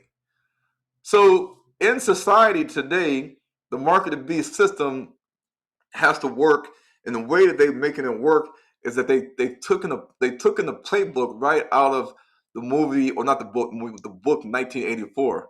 So in the book 1984 by George Orwell, it's about a dystopian future of people living in Oceania. And one of the quotes is in the book, it says, so long as they continue to work and breed, their other activities were without importance. Left to themselves, they have reverted to a style of life that appeared to be natural to them. So they had the illusion that they were free, even though they were enslaved. A sort of ancestral pattern work, the care of home and children, petty quarrels with neighbors, gossip, films, football, or in this case, soccer, basketball, boxing, beer, liquor. Above all, gambling filled up the horizon of their minds to keep them in control, but it's not difficult. And when the book mentions war is peace, freedom is slavery, ignorance is strength. That's a deep quote, because on both sides, the elite sides and the sides of the working class poor, you got to look at yourself and say that when we are in war, it benefits the elite. The defense budget for many countries is high in America and Israel, because we see throughout our lives that we've always been seeing wars: Vietnam War, Korean War, Iraqi War, Desert Storm War, the war between Israel and Palestine, Russia, Ukraine, now Iran and Israel. United States is also inside the war. All these things is part of daily life, and we think that we need protection because we can't live in a country where we're at war. So we need the protection that our government provides for us. So we're living in peace because we are in mighty America. But mighty America, freedom is really not freedom. It's actually slavery. And when we are ignorant and not in knowledge of certain things, then it is good for them. So it is for their best interest that we are ignorant, because the Bible says that the Israelites, they perish for a lack of knowledge, which is ignorance. And because we reject knowledge, meaning we reject truth, information, facts, and research, we're going to be destroyed. So when we are ignorant and stupid, that is strength for them to dominate over us. And so Big Brother is always going to be at the top. And we, the population of the working class people, blacks in America and Africa, we are at the bottom. We are the servant class. And you see, before colonization, you had in Africa and other areas like the Americas, you had the indigenous peoples, you had the Bantu people, you had the Khoisan, the Pygmies, you had the Native American Indians. And then what happened? Colonization happened, genocide happened, slavery happened. Then you have today modern day slaves. And you have people that are enslaved to debt. And they're controlled by the same factors that I mentioned earlier: labor, law, politics, religion, sex, entertainment, economics, education. This is how they keep us in check. But at the top, they're the ones benefiting. If you reverse that and use the biblical um, system, you'll see that in the Bible, the Most High, the Creator, Yah or God, He assigns leaders like Abraham, Moses. This before Israel had kings, the Most High God contacted and connected with men, great men of humility, men that were for the truth. And God used these leaders like Abraham and Moses to lead His people into a place of serenity, peace, rest, safety, completeness, wholeness. And then when the kings of Israel came onto the scene, then the kings had prophets, they had priests, they had elders. But the people understood, because of the Torah, that we all have to support the leaders, the leadership, so that Yah's will be fulfilled, which is in the Bible. So the assignment and the mandate bestowed upon the leaders from Yah, these are Yah-led leaders or God-led leaders, is for the best interest of the people. We have to support the right leaders that's actually doing something and teaching the right narrative and the right message. You cannot support leaders that are not teaching the right message, because you only be supporting and helping false leaders and false teachers. So the people, the community, the tribes, the clans, meaning the Israelites in Africa and America, we all benefit and win when the Most High sends His true leaders and we support them. Unity and support of our true leaders is how we get the job done and we solve the problem. So the Gentiles' job is to keep us working, to keep us caring about taking care of the home and the bills and the children, and gossiping with neighbors and all these things. And for those that are living under their rule, the people say, well, if I'm living in this system of control in these cities called human ranches, then at least I can hate the elite. I can hate my oppressors. I can hate my colonizers. I can hate the people that enslaved my ancestors. So in my mind, as long as my mind can be independent and I can have my own thoughts and hate you with all my guts, when I die, I still believe that I have freedom, because you didn't take my mind from me. You didn't take my ability to hate you with all my guts, even though I know that you enslaved my ancestors and you enslaved me and my descendants forever. But here's the kicker.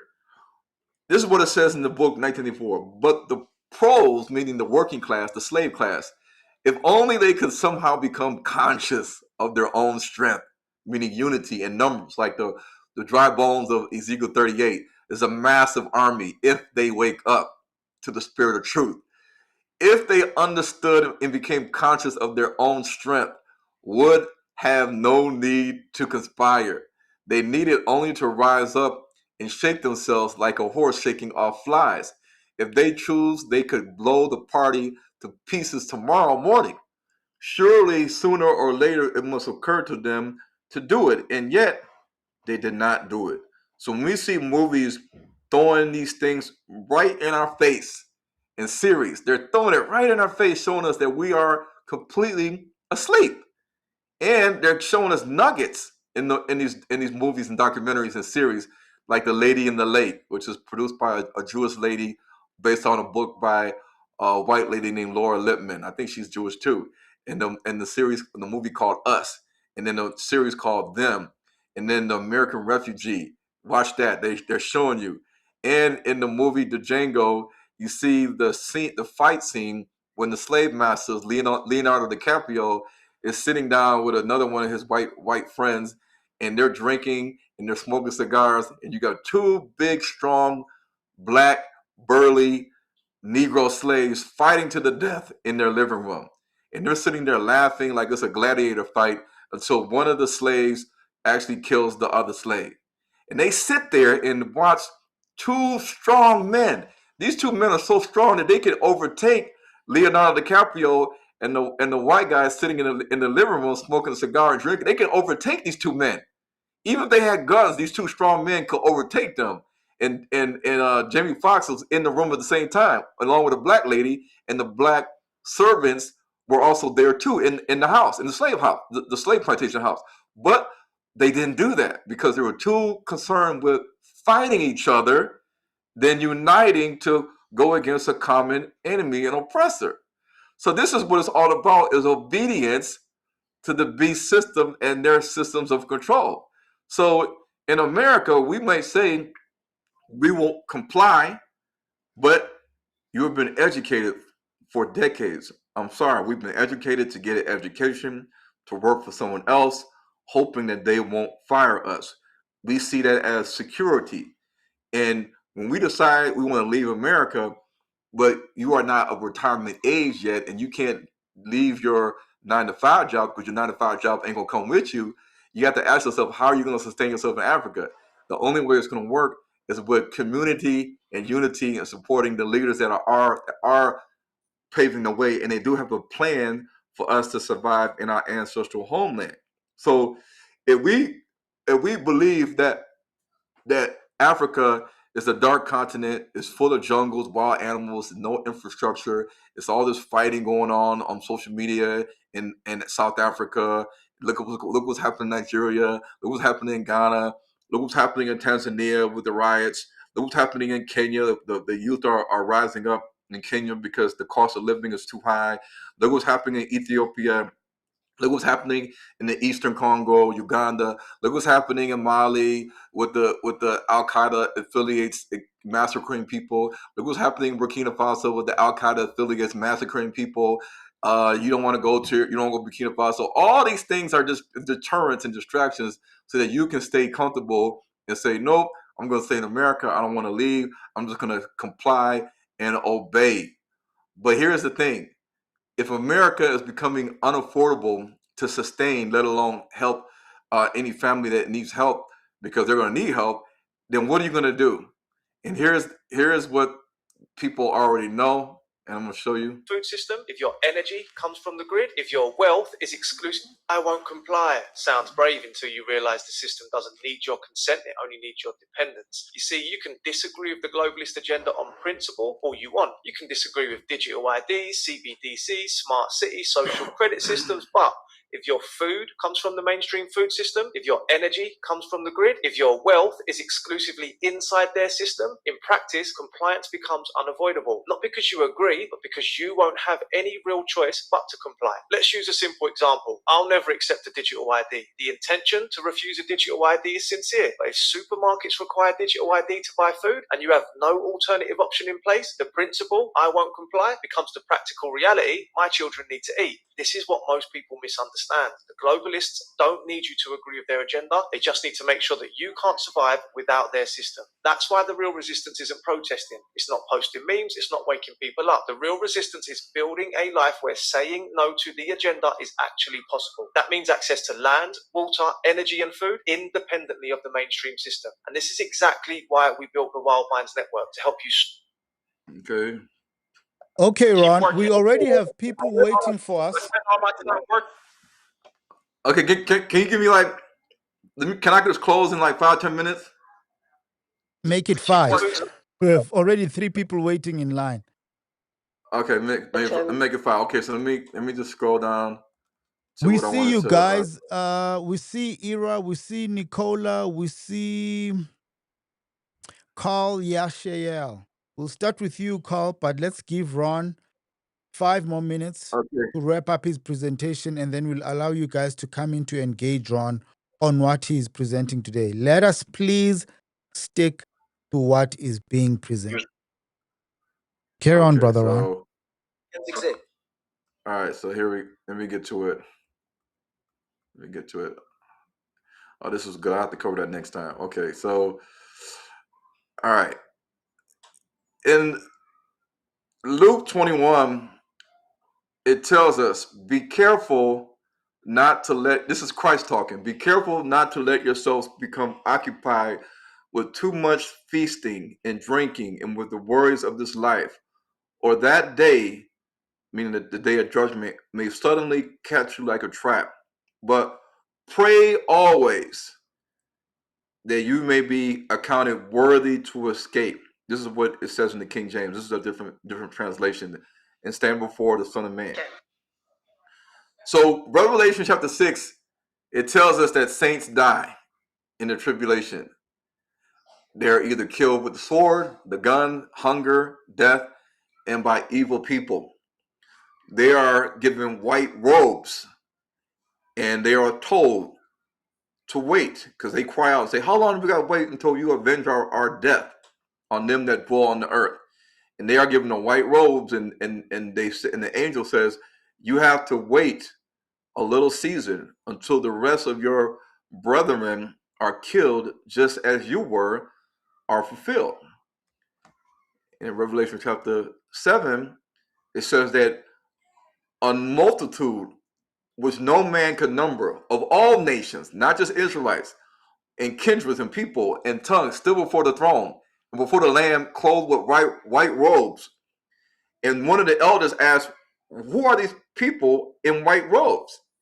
And I said unto him, Sir, thou knowest. And he said unto me, these are they which came out of the great tribulation. Therefore are they before the throne of God and serve him day and night in his temple. Wait a minute. According to Revelation chapter 21, 22, the New Jerusalem does not have a physical temple. Because it says, I saw no temple in the city, for the Lord God Almighty and the Lamb are its temple. Now we have to understand something clearly, because when a physical temple existed, it was a model and it was made in pattern of the heavenly temple of God in heaven. This is in Exodus 25, 8 through 9, 40. This is in Revelation chapter 11, verse 19.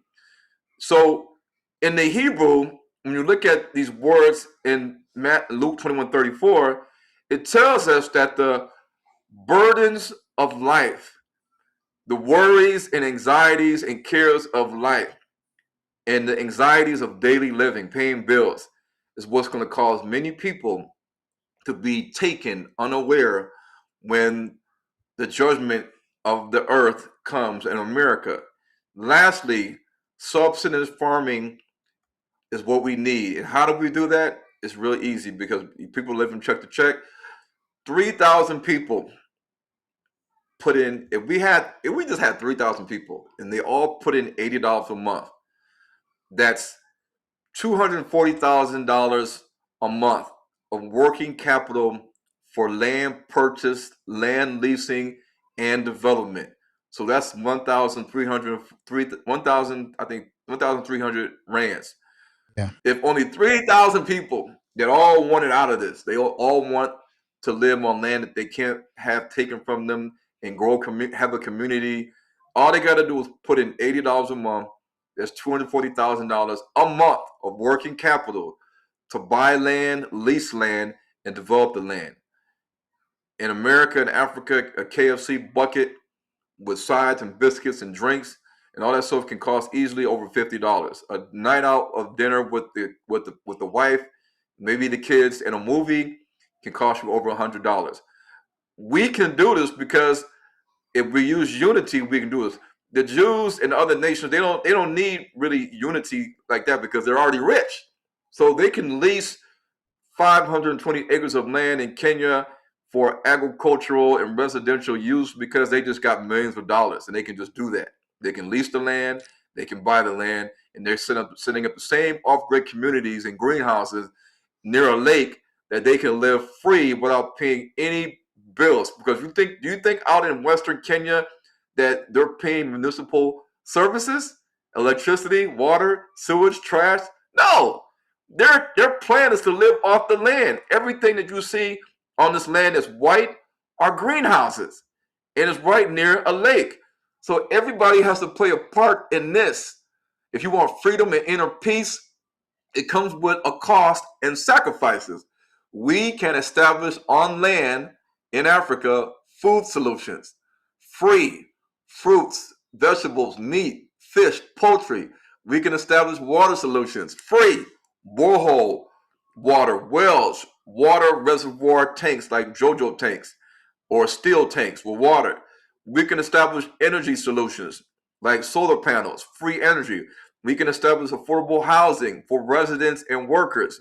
We can establish security systems, cameras, and whatever we want to decide. We can establish education, including vocational trade school skills. We can establish our own money system or work credit system for a household or individual. Everyone has to chip in. We can establish government laws and rules for our community. We already got the Torah, that's basic, but we can have our own laws.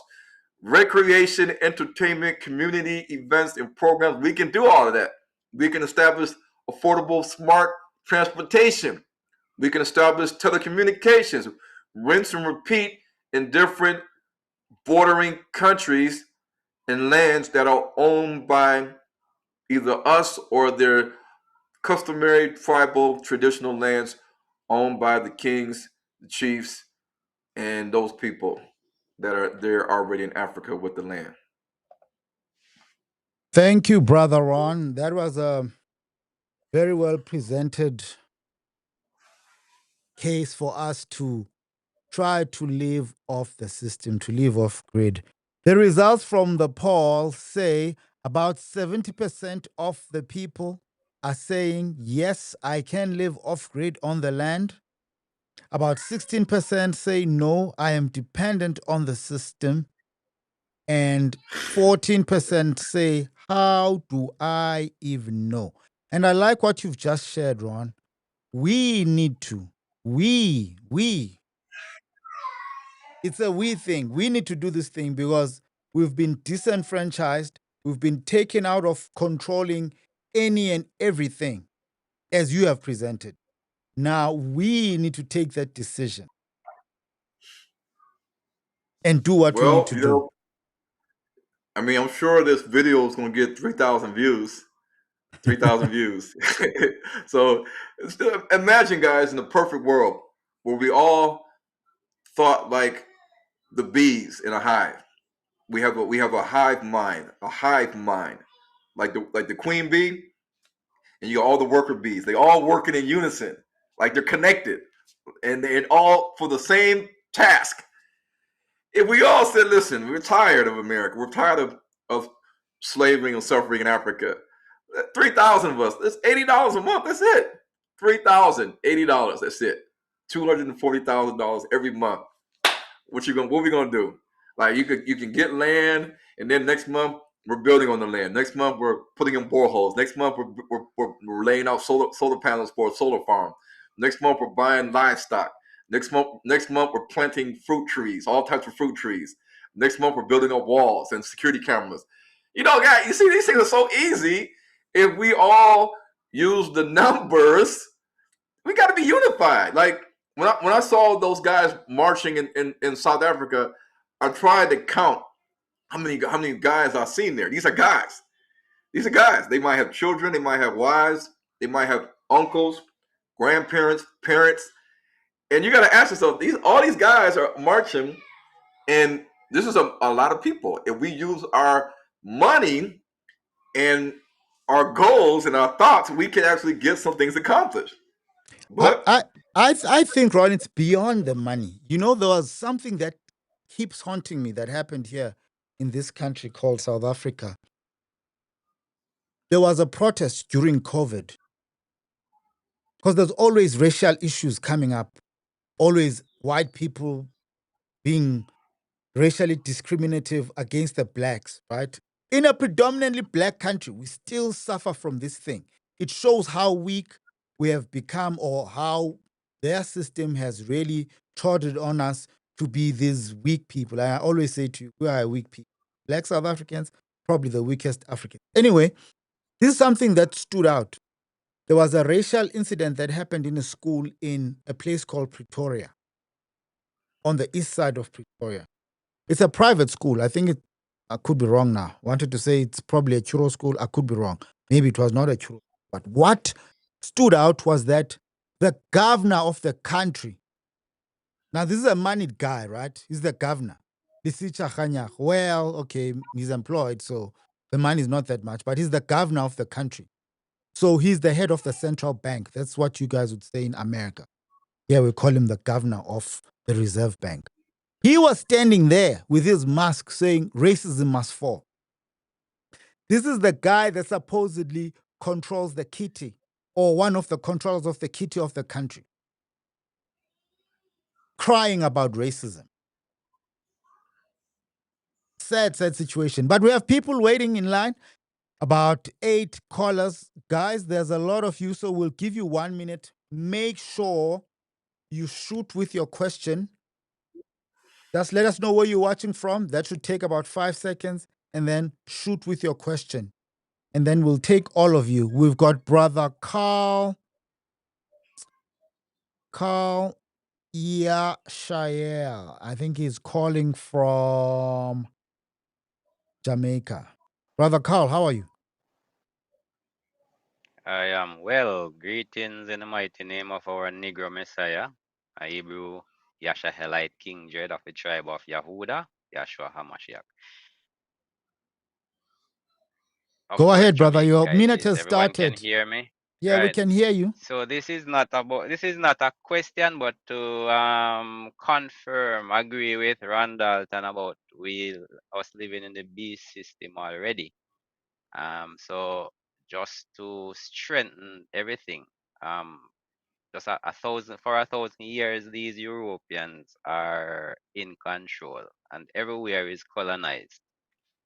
So, and religion helped to strengthen the beast system because all these religions are false.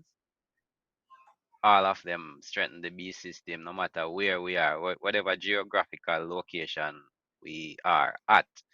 And in my neck of the woods, Jamaica, we have Christianity as a predominant religion that many of us grew up in. And this is what helps to enslave us as Hebrew Brother Yashahelites Carl, your or the time is up. Israelites. Brother Carl, your time is up. Let me Oh, have grace upon you.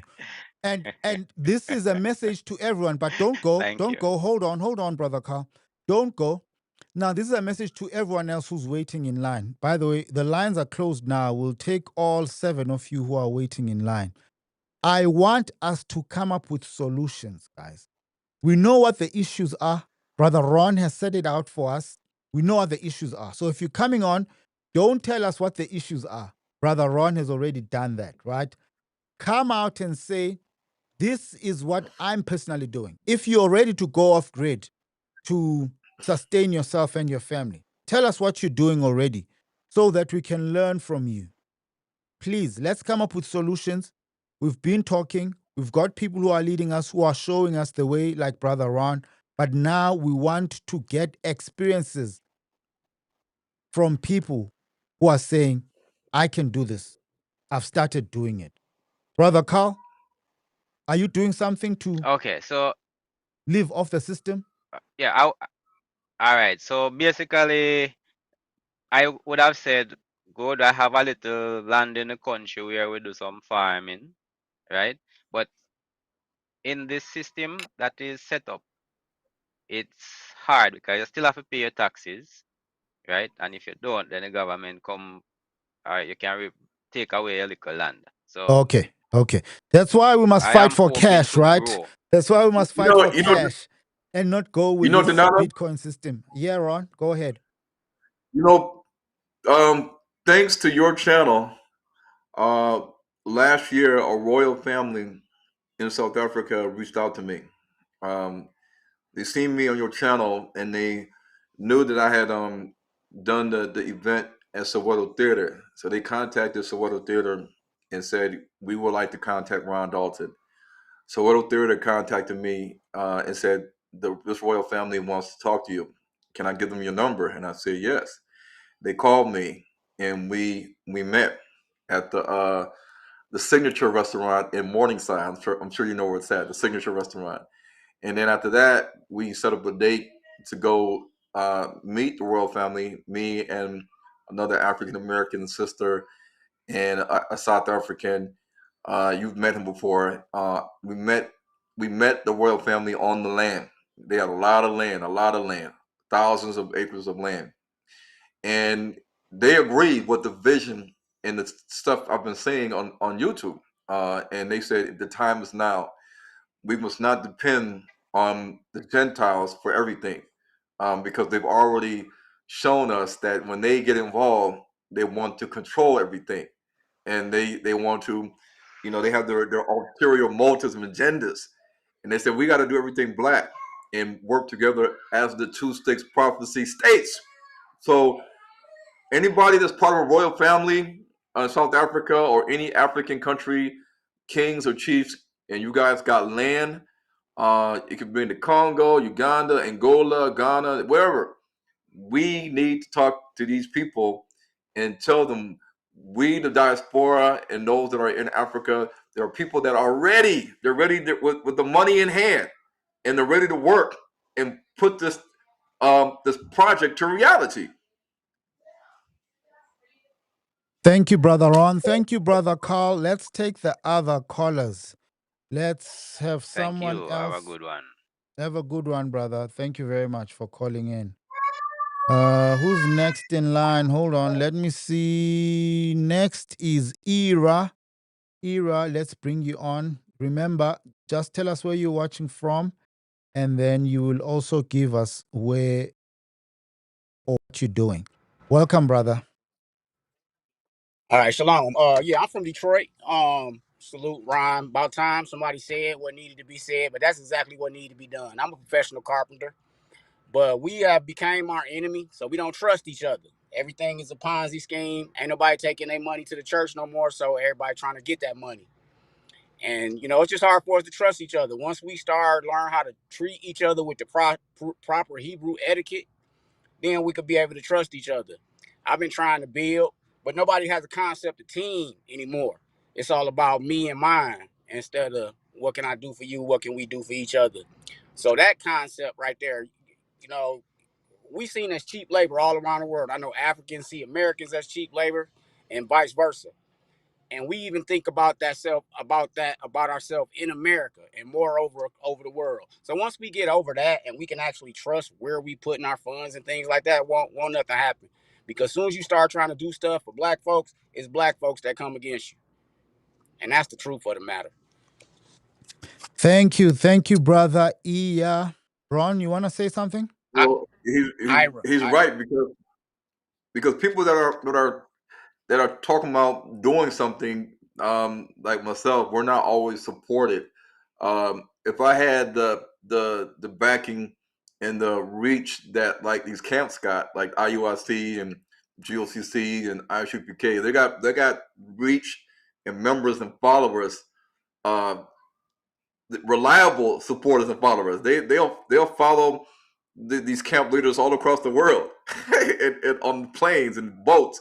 And if they say we need money for this, you best believe that people in the Nation of Islam, people in IYC, GOCC, IUPK, they're gonna do it. The problem is these guys are not teaching that we need to leave America and settle in Africa, because they don't believe that sub-Saharan Africa is the promised land. It's the Holy Land. It's the land of Israel. They don't believe that. So why even teach we need to go to Africa when they believe that the Holy Land is in Israel?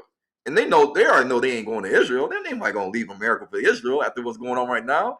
So we're in a sense stuck in America, and we want to talk this good talk about building schools like Dr. Omar Johnson and building our own communities in America, because this is the land of our ancestors like Tariq Nasheed, and waiting in America for a UFO to come get us, and waiting for reparations, and waiting for the rapture to come. This is why a lot of people in the Christian church and the Hebrew Israelite community were in a place of this being stagnant. We're just here, just existing, waiting for the inevitable to happen, and it's slowly happening. So when you become broke and you lose your job, and then the last thing to go, or the last thing to go is your house and your car. What are you gonna do when you have no car? Because they came and they took it, and then you lost your house. Now you're homeless without a car. Now you can't feed yourself. So if we don't do something now, a lot of us are gonna be in a situation where we're homeless and carless and broke with no money and no solution other than stay in America, wait for UFO. The Edomites are gonna get their judgment. America's gonna fall. Babylon's gonna fall. But I'm in Babylon, and so what sense does that make? So, yeah. Okay, thank you, Ira. Let's go to the next person in line, Nicola. Nicola, I see you don't have your camera on. I think you were in bed. Okay, we'll allow you to say what you need to say. Go ahead, Nicola. Hello there, sir, host. How are you doing? I'm good. How are you doing, sir? I'm also doing good. Thank you for allowing me to enter into the live stream. I Go wanted ahead. You don't to allow ask. people to have their cameras off, but I did see that you're in bed, but I'm going to give you 40 seconds because your camera is off. Go ahead. Okay. Just just a second, dear host.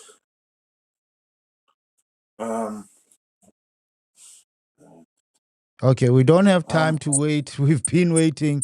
Baya, we are coming to you because Nicola is making us wait and we don't have time to wait.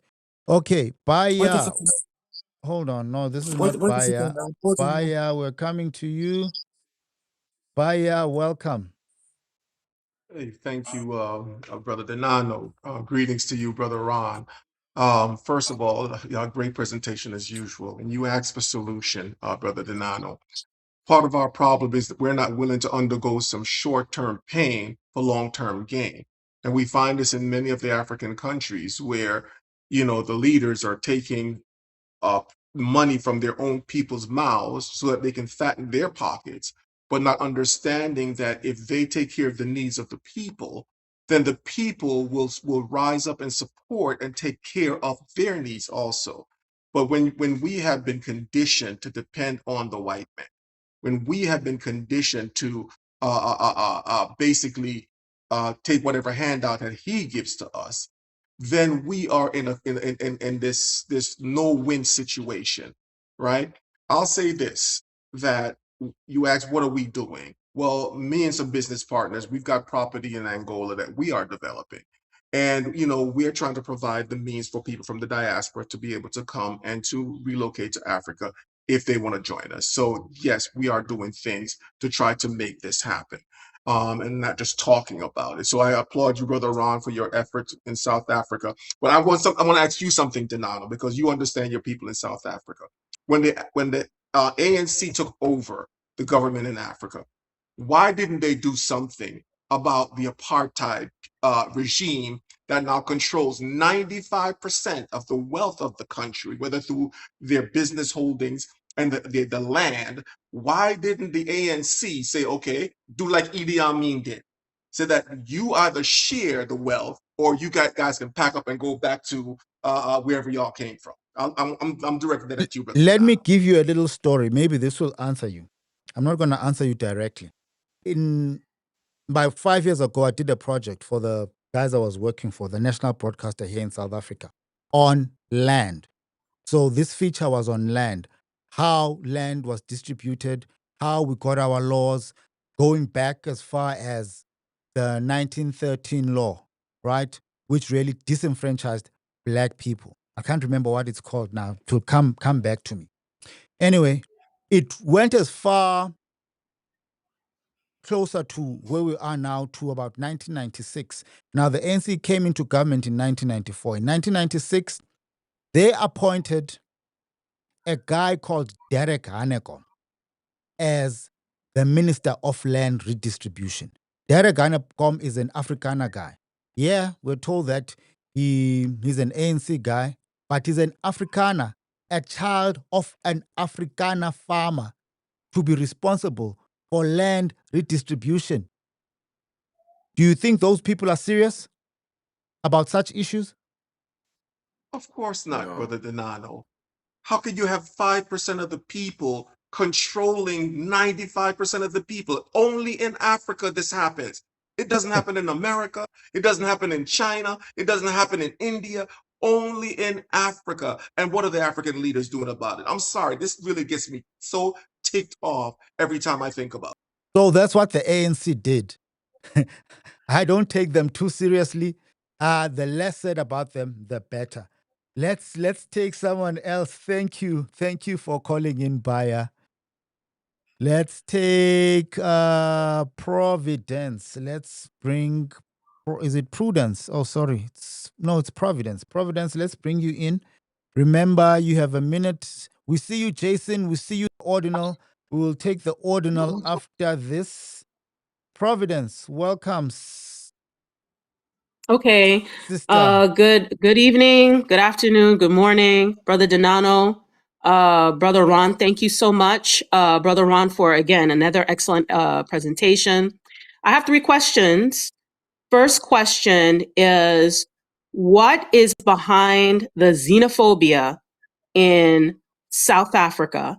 My second question is kind of building on some of the comments that I heard from the previous callers. I have land. I have a family in Zimbabwe, so I have every intention to relocate and to make make that possible for my fellow brothers and sisters here in America. However, I am disheartened because of things like the xenophobia that's happening in our neighboring country of South Africa, and also by just the Gentiles, the number of Gentiles that is, that's also flooding into the continent.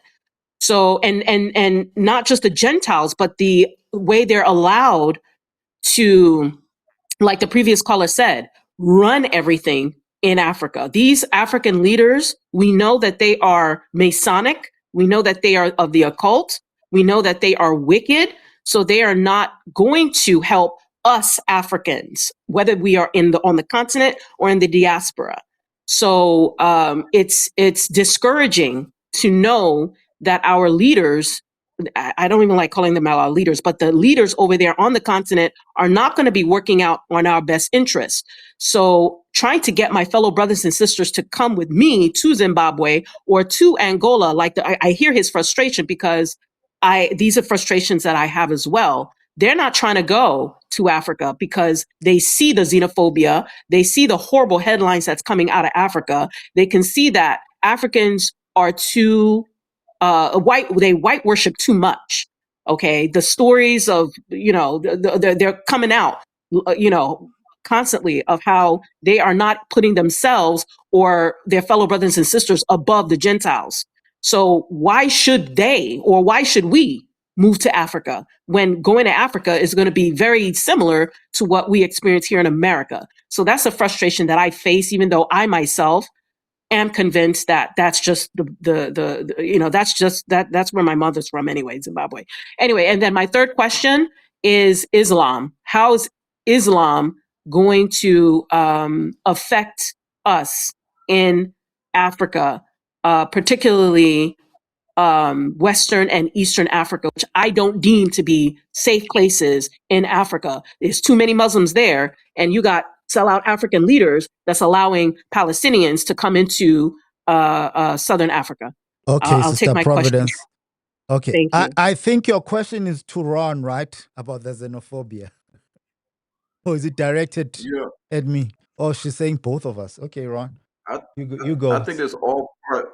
Yeah, I think it's all part of the agenda to keep the diaspora from coming or wanting to leave America and come to Africa. Because if you have plans to come to South Africa or Nigeria or Ghana or Congo or any country like Tanzania or Kenya, and you're seeing the headlines, like she said, you're going to say, well, the African youth are in uprising in Kenya. The youth are, or the community is rising up against the president of Tanzania and the riots. You look at the Eastern Congo, you look at South Africa, you look at Ghana, you look at Nigeria with the beheadings and the Islam. Same thing in Burkina Faso. People that wanted to come to Burkina Faso, they're seeing Al Qaeda affiliates killing people in Burkina Faso and Mali, right next door. So it's like, wait a minute, I don't want to go to a place where Al Qaeda affiliates are encroaching into these lands, even into Ghana, northern Nigeria, northern Cameroon. So yeah, she has a valid point, but the thing that I see is that despite all the distractions and the headlines that the Gentiles control these outlets, that we are able to see these negative headlines, the same headlines that we used to see back in the day when we will see uh, naked babies with big bellies and flies around their face and all the negative imagery of Africa. We didn't even want to go to Africa for anything back in those days. But now that we're trying to get to Africa, and as soon as you see a lot of vloggers talking about Africa is where it's at, like Wody Maya and others, now you're seeing this a whole domino effect of things happening in Africa that is painting Africa to be now a place of chaos and unrest and but you don't see any videos of black people beating beating Chinese or Arabs or Jews or Pakistani or Afghans or Indians or Europeans and saying to them, where's your paperwork? What's your immigration status? Can I see your passport? Can I see your license to do business here? Can I see that?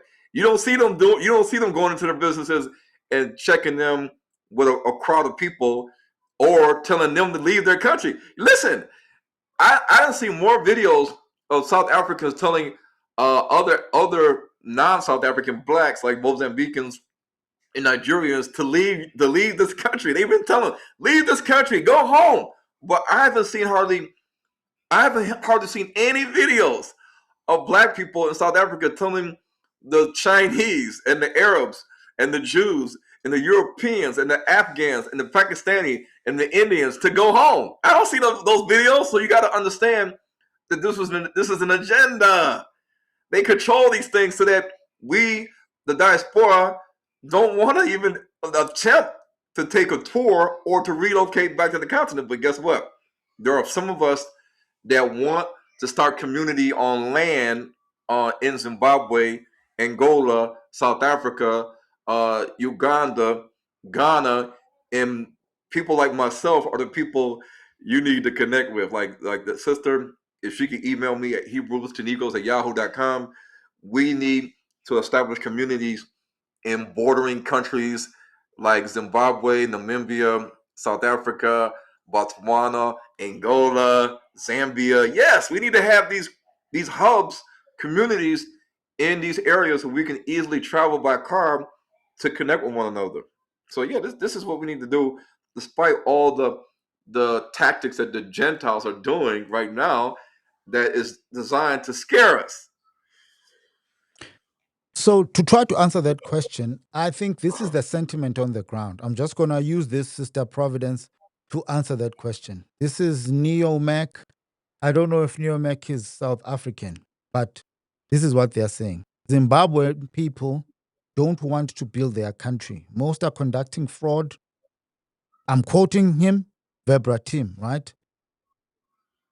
most of them are conducting fraud and they betray South African when we're striking for better pay. They rather say they're coming from poverty. Cat orange whistling. Maybe that's an emoji or something. That's what they are saying. But I know on the ground, people are complaining about their jobs being taken away. That's what people on the ground are saying. And from where I am sitting, where I am standing, it looks like it is mostly the downtrodden, the really poor people who have a real issue with this. And there's been a couple of political parties who have also been pushing this narrative of getting rid of other Africans. I'm going to call them other Africans because they call them foreigners. And I don't think we should have foreigners in Africa if you're from this continent. Parties like the Patriotic Alliance, led by a guy called Gayton McKenzie, parties like Action SA, led by a guy called Hemen Mashaba. And I've seen government now, like, for example, a minister in the presidency, Kumbuzo Chabeni, she's had a press briefing talking about what they need to do to deal with African foreigners. There was also an incident with the Premier of Limpopo, Popi, just Mutuba or something. I forgot her surname, but her name is Popi. She was seen in an hospital looking like she's talking down to a Zimbabwean patient, if my memory serves me well. Don't quote me on this one. I think a while back, she was visiting a hospital and she was complaining about Zimbabwean people using South African facilities, health facilities. That's what some of the people are complaining about. That's where it's coming from. I don't know what would drive people to want to kill people, but those are some of the complaints on the ground. Let's take another person. Thank you, Sister Providence. I hope you have some answers to your questions. Brother Ordinal 81, welcome, Hey, brother. Dinano. How are Go you? Thanks ahead. for I'm having me good, bro. back How are on. you doing? I know you're in Elder, Mexico. What's happening there? Are you guys ready for the World Cup? yeah, definitely, man. It's gonna be interesting, you know. Okay. Thank you for having me on. Thank you, Elder Ron, for another great lesson. And I just want to say this, and I want to be very practical when I say it. We don't have much time. You know, America is done. Europe is done. The GCC is done. Everything we known that kept this world functioning together is finished. Now, all these people from all these different places are going to flood Africa faster than we could ever imagine. The Chinese, the Russians, the Arabs, a lot of the Europeans, they're going to flood Africa very quickly. We have to get in while we can, while our dollar, if you're in the West, is still valuable, because that's losing value by the day. And to make this happen is very, very simple. We have a leader in Eldoran. He has a blueprint. All we have to do is put into it. It doesn't take a lot. If the people in Irania who are white can come together, they're completely self-sufficient. They don't have to worry about load shedding. They don't have to worry about their food. They don't have to worry about their crops. These are just a handful of white people, right? How come we as black people, oh, and further, they don't employ black people. They employ themselves. So their people don't have to look for a job. They don't have to be like the South Africans saying, look, we don't want other Africans coming in because they're taking all the jobs. If we just start with one community, follow this one leader, and put into this system, we can expand out and take back the continent. You know, it's just like a mustard seed. It starts out very small and it grows to be the greatest tree that there is. It's all on us. There is no magic carpet ride. There is no magic situation to where we're all going to get poofed in the sky and we're going to appear somewhere. This is all on us. We have to do for self. Because if we don't move now, while we have the chance, we will be left out in the cold once the Arabs, the Israelis, the Europeans, the Chinese, the Russians come through and take everything. Africa is our inheritance. It is up to us to take it. The first time, it was on the Most High. He did us a solid. This time, he's saying, it's going to be on you. Okay, So brother. we'll see how we take care of that. Thank you Thank for you having for me. coming through. Do you want to respond, Ron?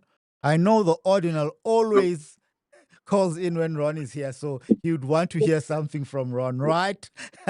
Well, you see, we're still with a colonial mindset because we say we want jobs, but the same people that control the jobs, they're gonna say, "You want this job? Okay, it's 3,000 rands a month, 5,000 rands a month." But you're like, "Well, wait a minute, my rent is 7,000 rands a month. You're gonna pay me 5,000 rands a month to be in this business for like 40 hours of every 2 weeks?" I've actually talked to people in Pick and Pay, Woolworths, Spar, Checkers, and ask them. I say, "Hey, how much you get paid a month here to ring up my groceries and bag my groceries and stock the shelves?" And they tell me the price. I'm like, "What?" They could be working at um Spur or Devoneers or Fisherways or Pizza Hut or Rocco Mamas, anywhere. I'm like, "How much you make working here?" And they tell me, I'm like, "What?" I'm like, Yes, I don't. ridiculous, Ron. Let's give them It's, actual figures because I also like asking this people in restaurants and guys that work at supermarkets. Here, I don't think they get more than 6,000 rands. In dollars, what is that, Ron? it's like $350 a month, $350. Crazy. Like nothing. That's barely $400 a month. So people say, "Well, we want jobs, we want jobs, we want jobs," and they will give you crumbs, and they're gonna make billions and billions of dollars. The same people that you're not telling them to leave the country, or you're not telling them to distribute some of that wealth, make them pay because they're making millions and billions. You want jobs from them, but they're gonna give you chump change. So tell them either you're gonna distribute the wealth and start paying, or like a tax or something for us, for the people, or pack up and leave, or we're going to boycott your businesses because nobody, like I said, nobody's going into Woolworths and these other stores and asking the non-black owners, "Where's your paperwork? Where's your business visa? Where are these things at?" Even China Mall. Go into China Mall and go to every single store and ask the people working there, "Where's your paperwork? Where's your immigration papers? Where's your license to do business in South Africa?" Ask them that, and then start telling them on the video camera, "Leave the country," because a lot of people that have their paperwork and documentation, they're still being told to leave our country. "We're tired of you. Go back home." Well, then why don't we go to China Mall and tell all the Chinese and the Pakistani and the Afghans and everybody else to go home? Why don't we go there with our cameras and using our cameras and saying, "We're tired of you guys. Go home.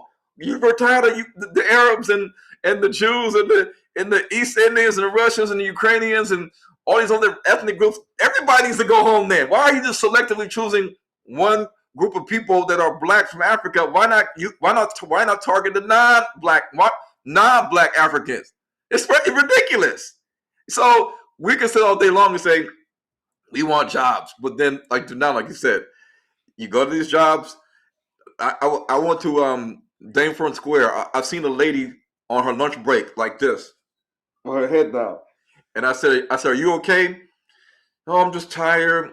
I said, "What's wrong?" She says, "I don't have money for petrol or for transportation for my kids to go to school, and I haven't ate anything for the last 2 days because I'm not making enough money here." And I said, "You work there, right? You're here every single day. I see you every single day when I come to Daneford. You're here every day." And I said, "How much money do you make a month working here?" And she said, like 3,000 rands. I said, "Who owns the business?" She said, "A Chinese man." I said, "Why is he not here working?" He said, "Because we're working here." And I said, "Is 3,000 rands enough money for you to take care of yourself?" She says, "No." And I said, "I Far know it's from it, not. That's Ron. not." Far from it, Ron. But I said, the Chinese man, I said, "When does he come here?" He comes here every now and then. He's walking here with his hand behind his back, with his hands behind his back, and he's just looking around, looking at stuff, and then he walks out. I said, "How much money does he make a day at the shop?" Phew. She says, "A lot of money every day at Danforth Square, man, please." And so she said, I said to her, this Chinese man can pay your salary in probably a day or two. He could pay your whole monthly salary in just a day or two of people buying stuff here just at the store. And she says, yes. I said, so you mean to tell me that he can't give you more money than what he's giving you? I said, and she didn't say anything. I said, what? We accept these things. We accept when these other nations come in here at these shopping center plazas, whether it's in Kailami or Bryanston or Morningside or Dane Fern or Four Ways, we accept the Gentiles coming in here, setting up shop, making millions of dollars, and then they give us these jobs, making chump change. And on top of that, you have no medical aid. So if you get sick, it's on you. You got to pay for medication. It's on you. So we're sitting there saying, leave our country, black man, a Nigerian man. But then we say, we want jobs. We want jobs. But then the Gentiles are going to give you chump change. They're going to say, here's your jobs. They're going to throw chump change at you and say, good luck. Good luck trying to get transportation to come to my job every single day. Good luck trying to put your kids in school. Good luck even having the money to eat while you're working in my job 8 hours a day. So it's a slap in the face. It's a slap in the face, and we have to start doing something about it. Thank you, Brother Ron. Nicola, I still see you. I'm going to take you, but let's take Jason and then I'll come to you. Don't go anywhere. I saw your message on the live chat.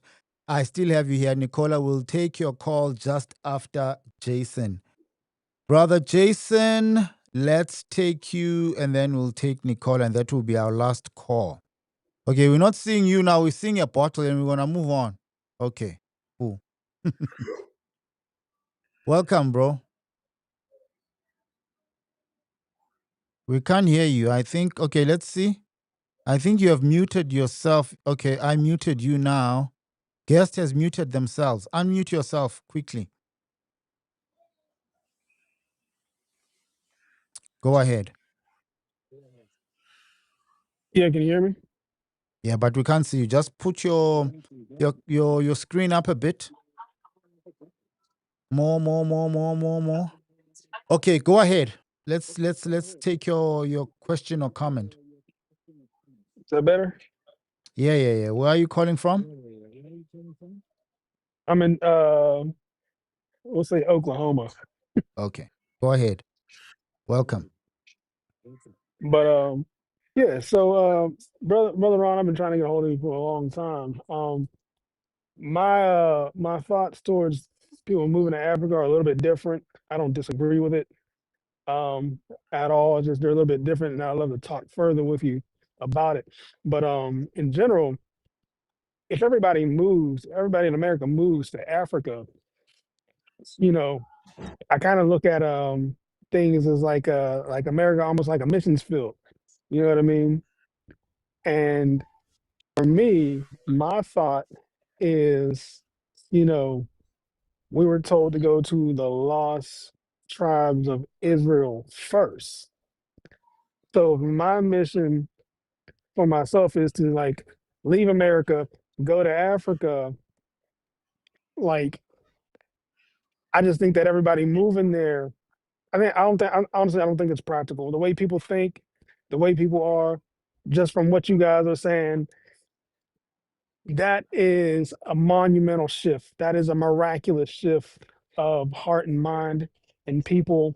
And I think it's up to people like myself who are sympathetic to the things that you teach and things like that to educate, our brothers and sisters, and not just our brothers and sisters, but those who believe. I'm willing to reach across the table. I don't care what Gentile, whoever, Edomite, I don't care who you are.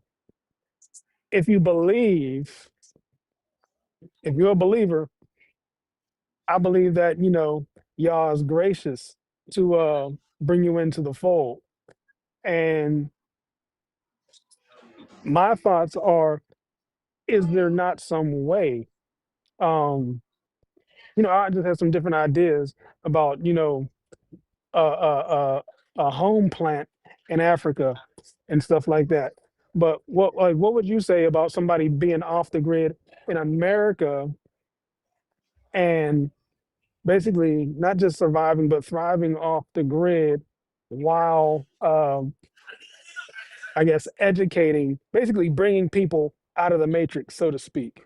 Okay, Like let's what allow would you say to Brother that? Ron to respond. Your minute is over already. Brother Ron, being off grid Yeah. in America, because Brother Jason seems reluctant to move to Africa. By the way, this could also go with some comments that I've noticed on the live chats. Let me mute you, Jason, because I'm hearing feedback from your earphones or your speaker.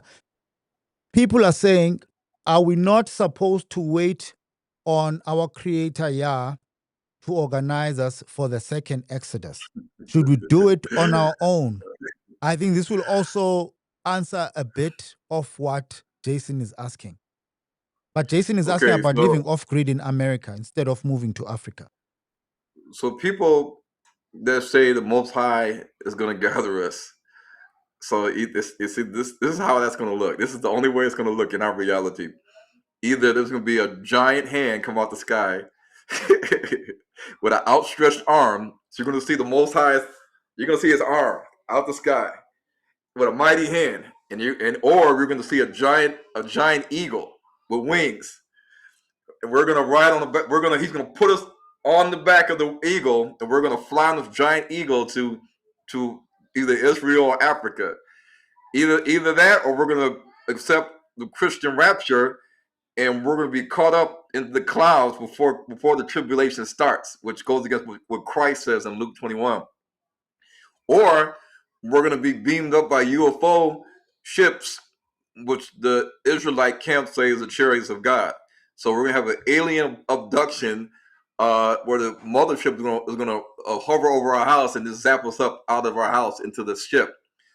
Or we're going to go through a little Stargate like Sonic the Hedgehog or Doctor Strange, and they're going to open this little ring and we're going to jump through it. And we're going to all walk through it. So we all know in reality, Moses and the Israelites, when they were in Egypt, the Most High said, "I will bring you out. I will gather you. I will this. I will that. I will this." And Moses didn't take that as the Most High said he's going to do everything. So, guys, this is what the Most High said. So let's just sit back and relax and wait for the Most High to do everything, because Moses and them didn't do that. They actually got up and walked, and they had to go through wars with Amalek and other nations and tests of their lack of faith and miracles, and all these things had to happen. But in this day and time, somebody has to fulfill the prophecies of Ezekiel 38, and people coming to the land to prey upon the land and the people that are gathered and assembled together. This has to happen in the Holy Land, sub-Saharan Africa. People have to be living in the Holy Land for Gog and Magog's armies to do everything that's in Ezekiel 38. Now, the problem with what he's saying in regards to the mark of the beast, well, you can have land in America, but if the beast system of America worldwide goes strictly digital, and the United States says the USD1 is from now on the way that you're going to pay for things via the cryptocurrency digital wallet that's tied into your digital ID.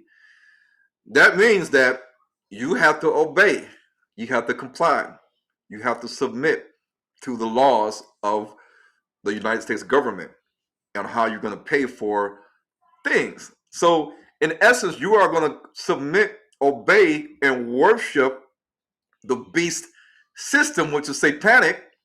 This is not of God. This is not of God, the system that they have us in.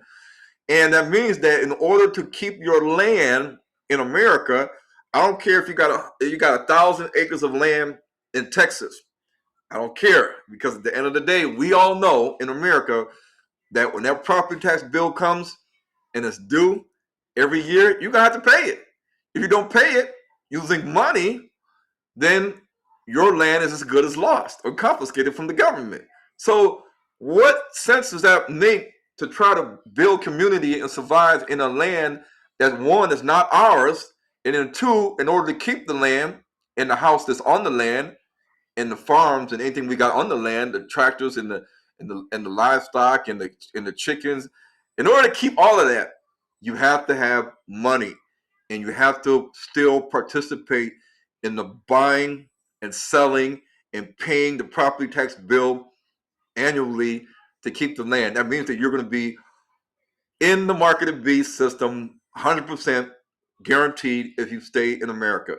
If you're not in the market of beast system in America, you're going to be a nomad wandering America like the Walking Dead, looking for a place to rest their head and spend the night without the zombies trying to eat you and kill you.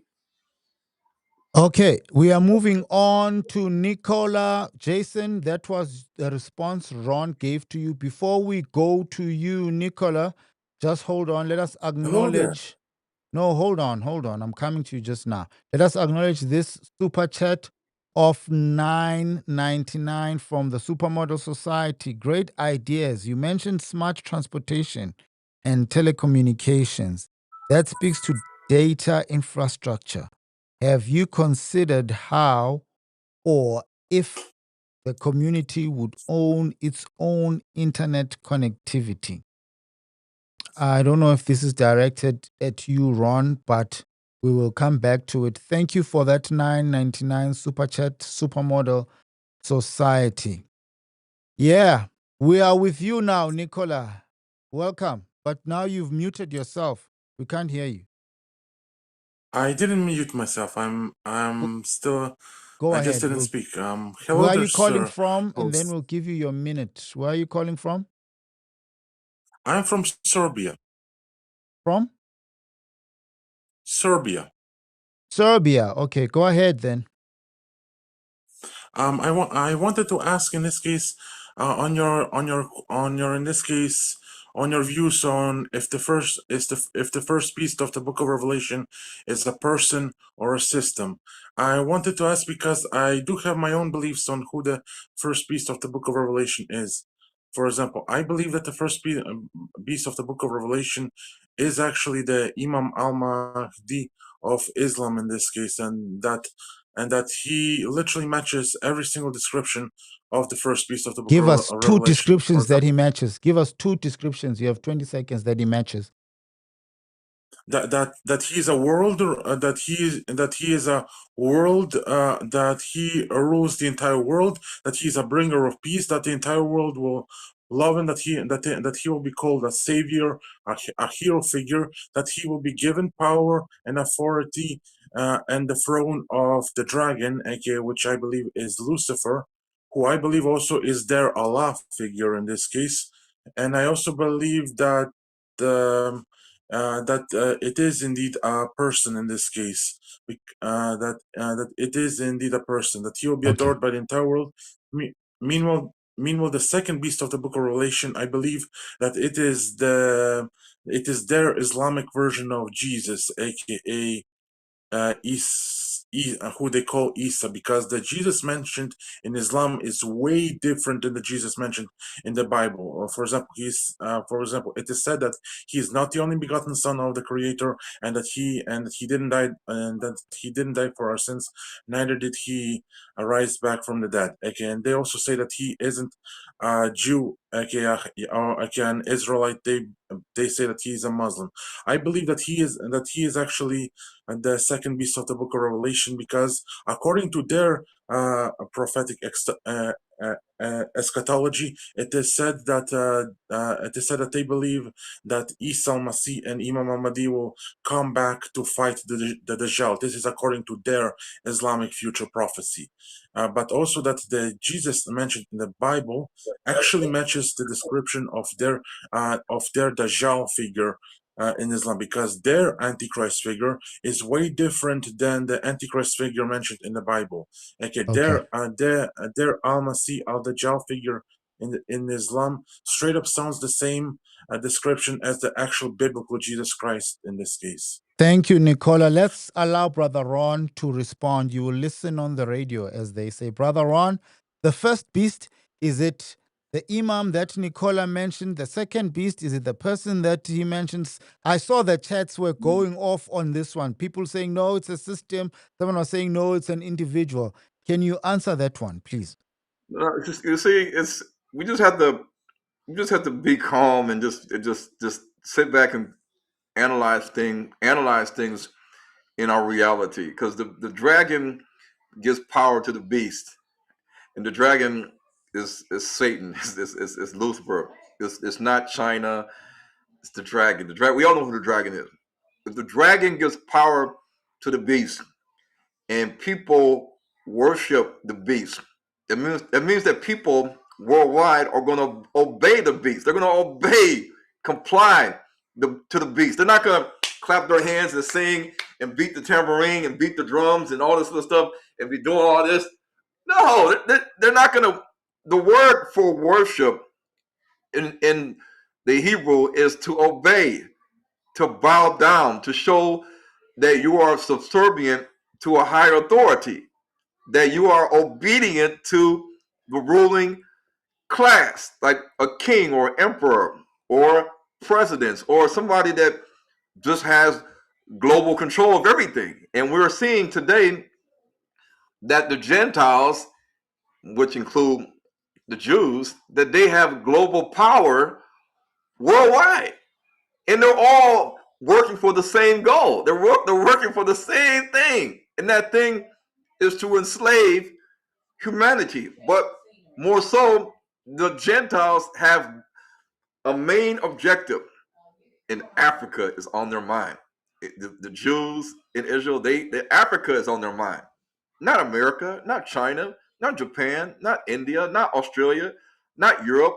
Something here in Africa is on the minds and hearts of the people that we believe are the chosen people. And they're in a land that the Bible says you shall lack nothing in this land. But why, if they're in a land that they shouldn't lack anything, and why are they so set on their eyes being on sub-Saharan Africa? They're resettling in Africa.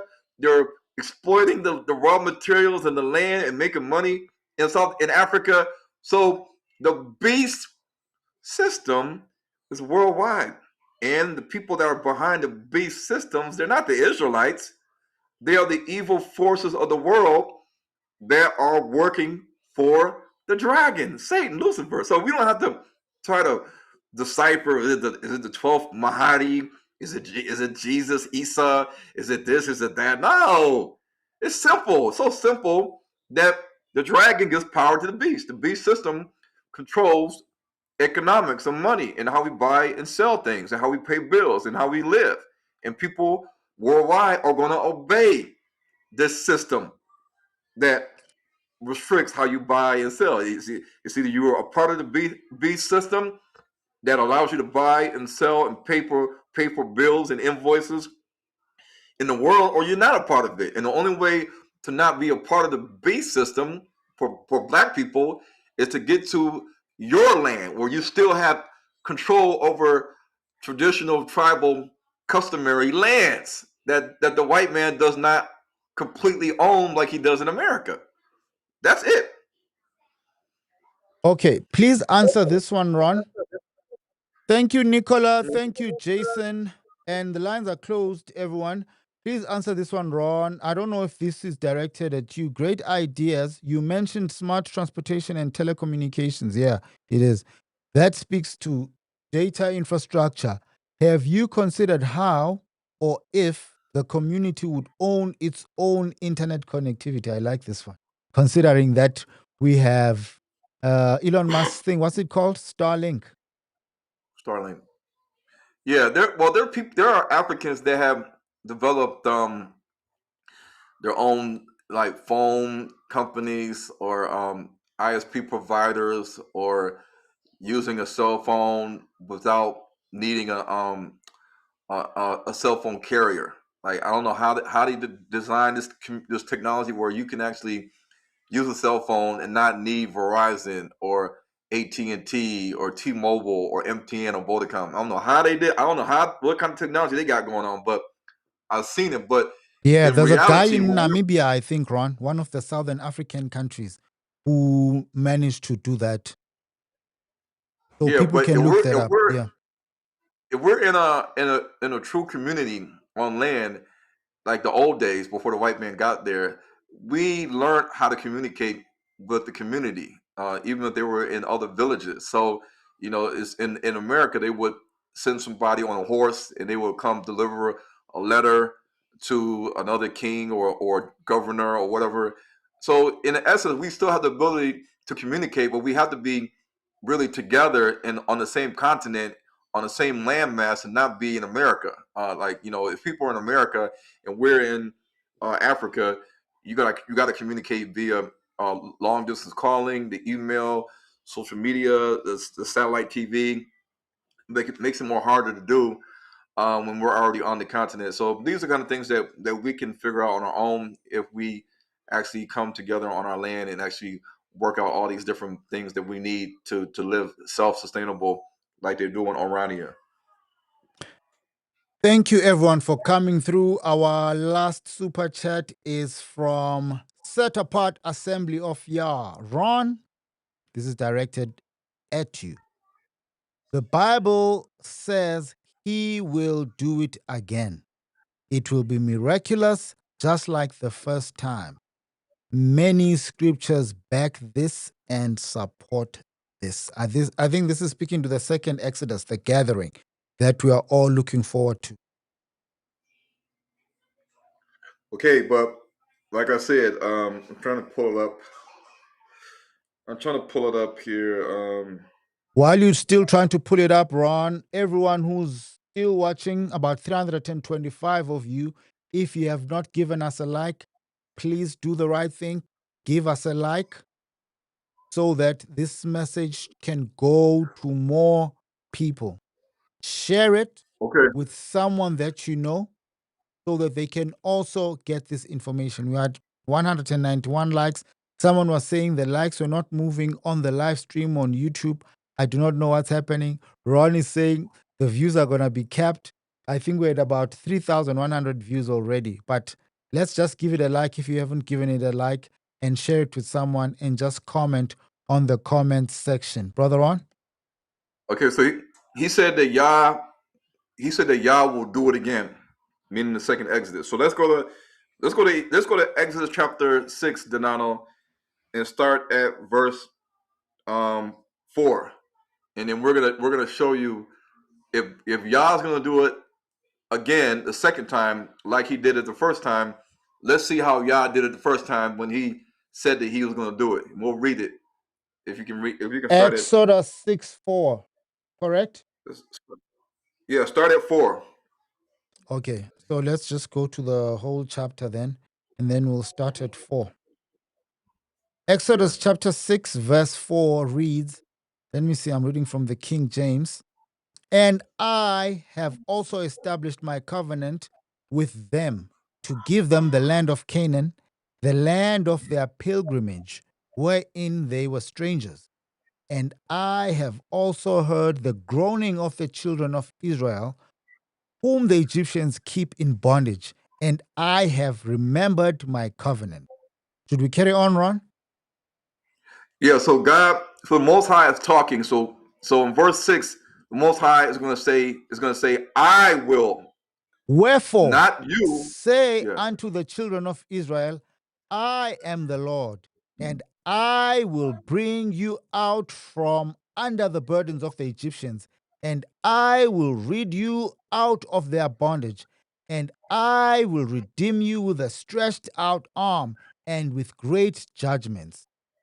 And I will take you to me for a people, and I will be to you a God, and ye shall know that I am the Lord your God, which Okay. bringeth you out from under the burdens of Egyptians. So if African Americans today was to read that, or if let's say the same African Americans today that were living back in if they went back in time to the days of Moses, and Moses came to them and said, God told me this, and this is what he said, guys. God, the Most High said, I will. Now, this is Moses speaking. The Most High said that he will take us out of Egypt. The Most High said he will bring us into the land of Canaan. The Most High said that he is going to do this.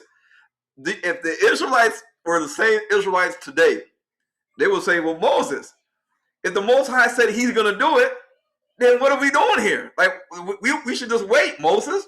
No, but that's not how it went. They had to leave. They had to walk.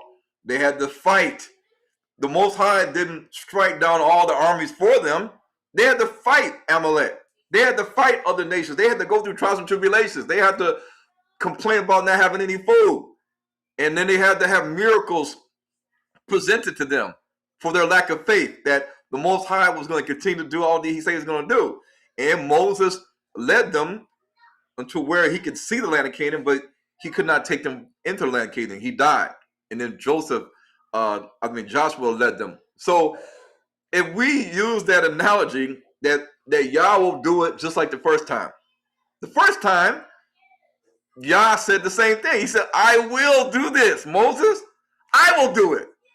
That's why we told Dinano, I will take you out your house and put you in a new house in America. I will do that, Dinano. I will do that for you. Dinano's going to be like, well, I need a plane ticket to get to America. And I need to get my luggage and all this other stuff. I'm like, Most High, are you gonna magically make my luggage get on a plane and then I'm gonna get to America? Are you gonna do all this just like in the twinkling of an eye? No. Dinano would have to actually get a plane ticket. He would have to get on the plane. He would be on the plane for 15 hours to get to America. But with Moses and the Israelites, they didn't have to fly across the Atlantic Ocean. They simply had to walk and leave Egypt and venture south in the direction of the Nile River. That's it. So when the Most High says, I will do these things, we can't think of a magical carpet or a magical eagle or a giant hand coming out the sky or a UFO ship. And Christ even told us that after the tribulation is when you're going to see him in the sky, in the clouds, after the 7-year tribulation. That's basically after the whole world's been destroyed with the plagues, the bowls, the seals, the trumpets. So what are we sitting here keep saying that we need to stay here and wait for the Most High to do everything? Because if that's the case, when Babylon is destroyed, and it says in Revelation chapter 18, come out of her, my people. Well, how, Most High? Well, in reality, how do you leave America? You got to get on a boat or a plane because we can't swim the Atlantic Ocean like Aquaman. We can't fly like Superman. So how, Most High, are we going to get from America into another land?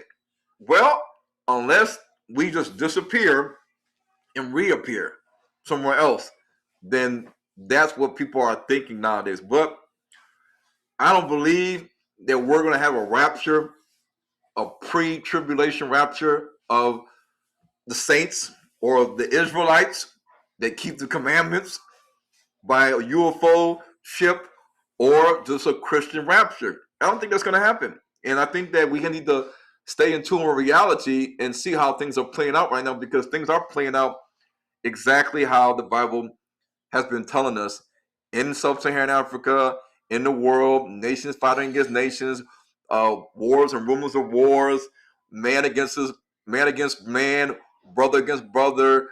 All these things are happening. And so Christ said that, he's not coming with peace. He's coming with a sword and division. So we're seeing Ron, division. We're seeing peace. Go ahead. Sorry. no. Finish your thought. You're seeing division, you're seeing peace. No, we're seeing division, we're seeing war, we're seeing judgment, we're seeing all these things that are chaotic and disruptors, and like it says at the end of Matthew and Luke, we are so concerned with the daily activities of life, worrying about paying bills and eating and drinking and giving into marriage and partying, that the day of the Lord's vengeance and wrath are going to come upon many people. And just as it states, as in the days of Noah, as in the days of Lot, so shall it be as in the days of the coming of the Son of Man. So that means that many people in the world are going to unfortunately have to die. They're going to have to perish. It doesn't mean that spiritually your soul is damned. It just means that you perished in the tribulation and you were given the white robes that is in Revelation chapter 6 and chapter 7. Ron, it sounds like a lot of people are not, quote unquote, buying what you're saying. They are questioning your response to this. And the person that asked it, set apart assembly of here, says, what do you mean? How? Let me ask you this. Do you believe in miracles, Ron? Yeah, yes, but we have to also remember that the Bible says that we're going to eat and lie down. We're going to dwell in the wilderness and sleep in the forest. If the trees are going to bear fruit and the increase we're going to see in man and beast on the mountains of Israel. Well, in reality, we have to pick the fruit from the tree. In reality, we have to raise the livestock and then slaughter the livestock if we want meat. In reality, we have to plant seed. We have to sow seed, and then we have to harvest 3 times a year. In reality, if we want water out of a borehole, we have to have a pump to get it to the surface. In reality, if we want to eat fish, we have to go fish the fish and catch the fish. In reality, if we want community in the Holy Land in Africa, we have to physically build a house with our hands. The Most High is not going to drop down a house, a farm, solar panels, chickens and lamb and sheep and goat and all these things right in front of our face and make it just appear out of nowhere. No, this is not going to happen like that. I don't know how people keep thinking that the Most High is going to just magically make all this stuff appear and magically make all these things happen, because at the end of the day, like just like what's happening in Africa right now, the reason why we have all this xenophobia and tribalism amongst brothers, the Yorubas, the Igbos, now you got the Ashantis and the Akans saying that all Ghana belongs to the Akans. And we allowed the Ebes and the Gas to be in Ghana. And now they're going back and forth talking about that. And you got the Yorubas and the Igbos that don't believe that they're brothers and sisters. And you got the fighting down in South Africa, with other black Africans. But yet, if we understood who we are, which is not being taught in the Christian church, it's not being taught in our homes, because we've been educated by the Gentiles in formal education and in religion. If we're not being taught correctly about our heritage, our identity, and what our land is, meaning the land of Canaan, then we're going to always look at a Shona, a Mozambican, a Nigerian, a Ghanaian, a Congolese, an Angolan. We're always going to look at him as, you're a foreigner, you're a stranger, you're an enemy. You're just here to take our jobs. You're here to take our women.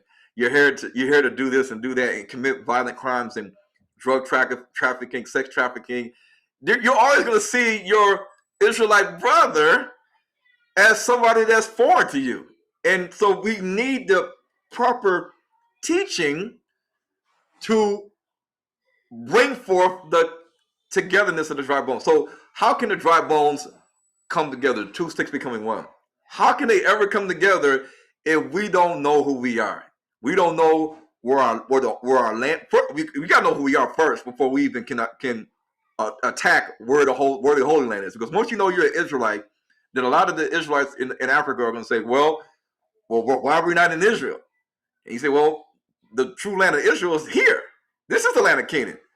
And once they understand that, in addition to they are the 12 tribes of Israel descendants in sub-Saharan Africa, now you have to decide in your mind, well, that means that we are all one. We are one nation scattered in different countries. But the Bible says we're supposed to come together and become one.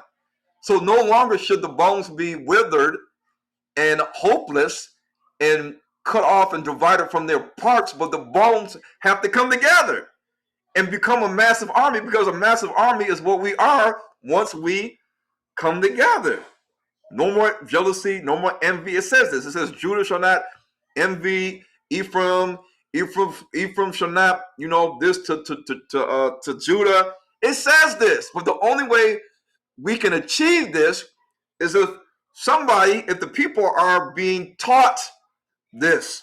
So the spirit of truth has to resonate as a message to all the Israelites in sub-Saharan Africa.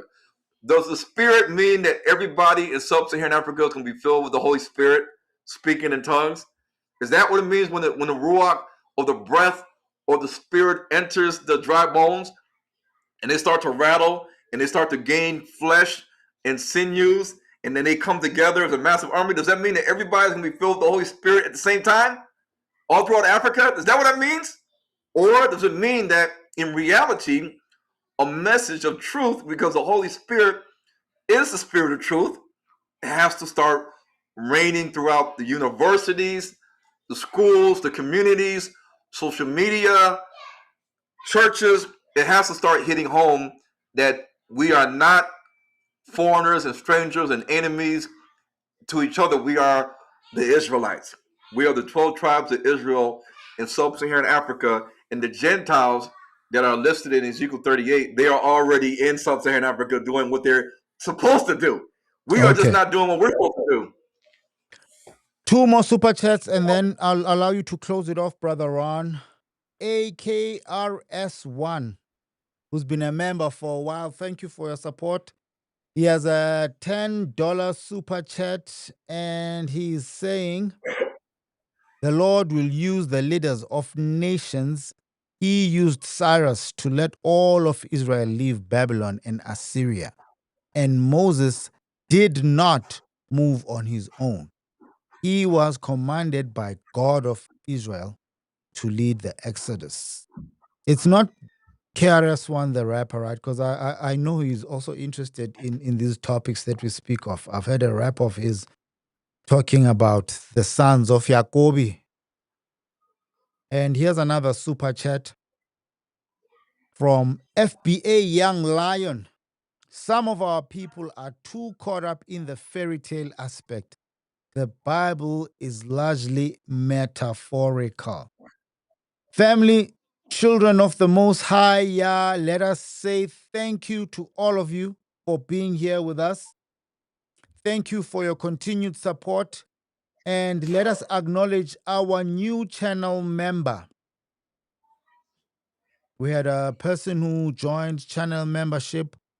Khonse, I think, is the name, but now my system is failing me. It's not giving me the full name. But Khonsi, I think Khonsi Sitelo or something like that. I will make it up to you, Khonsi, but we saw you joined channel membership. Thank you very much for that. And thank you, family. Thank you to all 360 of you at our peak who have joined us. Okay, I think I've got the name here. Hold on. Khonse Sithole, 7227. Welcome to Nice People. If you also want to join the membership and support this channel on a monthly basis, you can do that by hitting the join membership tab and you'll become a part of the family. Thank you, everyone, for being here today. Thank you, Brother Ron, for joining us. Thank you to all the people that were keeping it live and keeping it going on the live chats. We also want to thank you, everyone who gave out a super chat from a super sticker from Baya of $10. Thank you, Baya. And a super chat of $19.99 from Sandra. Thank you, Sandra. We appreciate that. Another super chat of $4.99 from Ashanti Black. Ashanti Black, thank you and blessings to you. Anthony Ditomiwa. Thank you. Adotimo Detomiwa. Thank you very much for that super chat of $5. A super chat of $9.99, which we did not answer, Brother Ron. Oh, you did answer. You did answer. From Supermodel Society. Thank you, Supermodel Society. We appreciate your support, your continued support. Set apart Assembly of Yah. Ron, I must let you know, Set apart Assembly of Yah, they are not happy with your response and how you responded. They feel like they don't have to do anything. Yah will gather the people for the second Exodus. AKRS1, thank you for your super chat too of $10. And then FBA Young Lion, the last one, the super chat of $4.99. Brother Ron, please close it off. Okay. Oh, So, by the way, hold on. People want to know how they can get hold of you. I've got your website here, but maybe if you want to give email, out your email address. yeah, the email is Hebrews to Negroes at yahoo.com. Just like the book, Hebrews to Negroes, Negroes, not Negros, but Negroes at yahoo.com. You can contact me from Africa, America, Europe, Israel. Don't be scared. Don't be scared. The opposite of Hold on, the brother op- Ron. Is it like this? Is it like this? Just see this. Is it no. Hebrews to Negroes. To okay? Let's fix it to. quickly. So it's not like that, but it is like No, it's not. this. Yeah, to Negroes. Two. Okay, let's The word publish. two. Yes. Okay. So right now we are a destroyed people because we have been not given the correct knowledge, information, and facts by the white man, the Arab man, the Jewish man, even our own Israelites. Even our own Israelites, they teach us that Abraham was a black man, like an African. They teach us that Jacob came out of the womb, a black man, like an African. Esau came out a white man, like a white baby, with straight hair, blue eyes, white skin. Not an albino, a Caucasian baby came out the womb with a black African baby. They teach us that Abraham's nephew was a Chinese man, Lot. Abraham was a black African. Lot, his nephew, was a Chinese man, and he had Moab and Ammon. I mean, it's not, where in the world does it say the Moabites and the Ammonites are going to plunder the land of Canaan? They're going to plunder the land of Canaan, of the sub-Saharan Africa. Where does it say that at?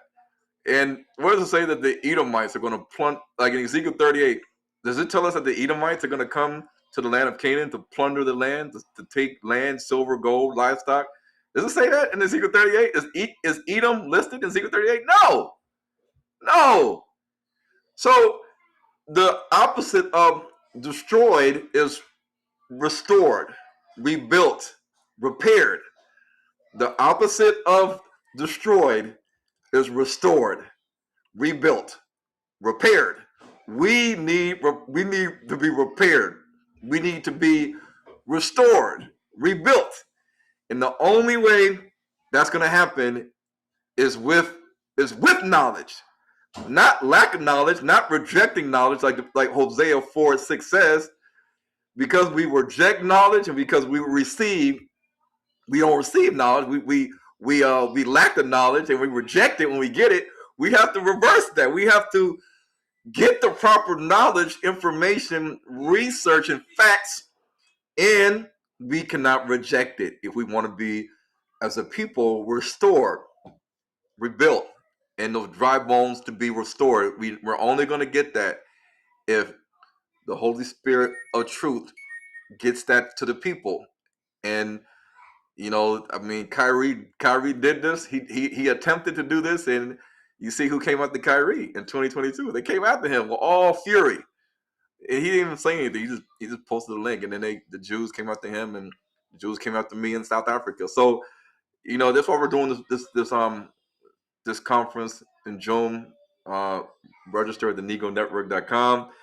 Everything that we're trying to do is not going to be televised for the Gentiles to see and try to figure out how they can intercept, how they can sabotage and stop what we're doing. So we cannot tell you guys everything, but know this, that in Africa there are people, individuals and royal family that has contacted me, and they own their land. They have trust land, trust customary tribal land, that is owned by the royal family, and they have title deed land.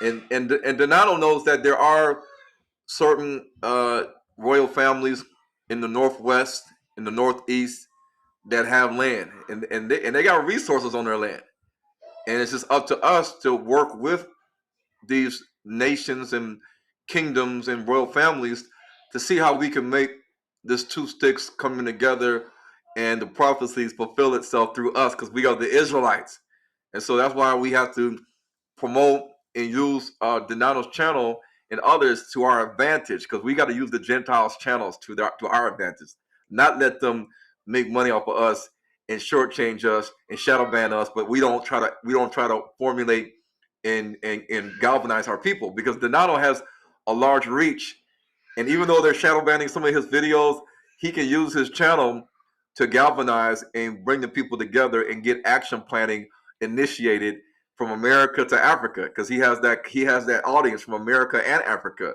So let's be smart like a serpent, wise as a serpent, as peaceful and humble as a dove. I don't forget how the scripture goes, but we have to use these tactics against the enemy, because the enemy uses skill, coercion, and strategy to counter us and what we're trying to do.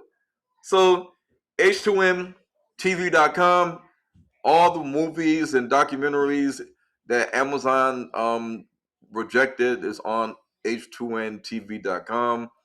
The number 2 NTV.com is everything that I'm teaching, because I told the all the time, like, I hate to make a 3-hour long teaching video and then I put it on YouTube and they restrict the visibility in all these countries, and then they block it, they delete the video, they give me a strike and all these different crazy things, these tactics they've been doing since 2022. So I don't waste my time doing a lot of teachings on YouTube.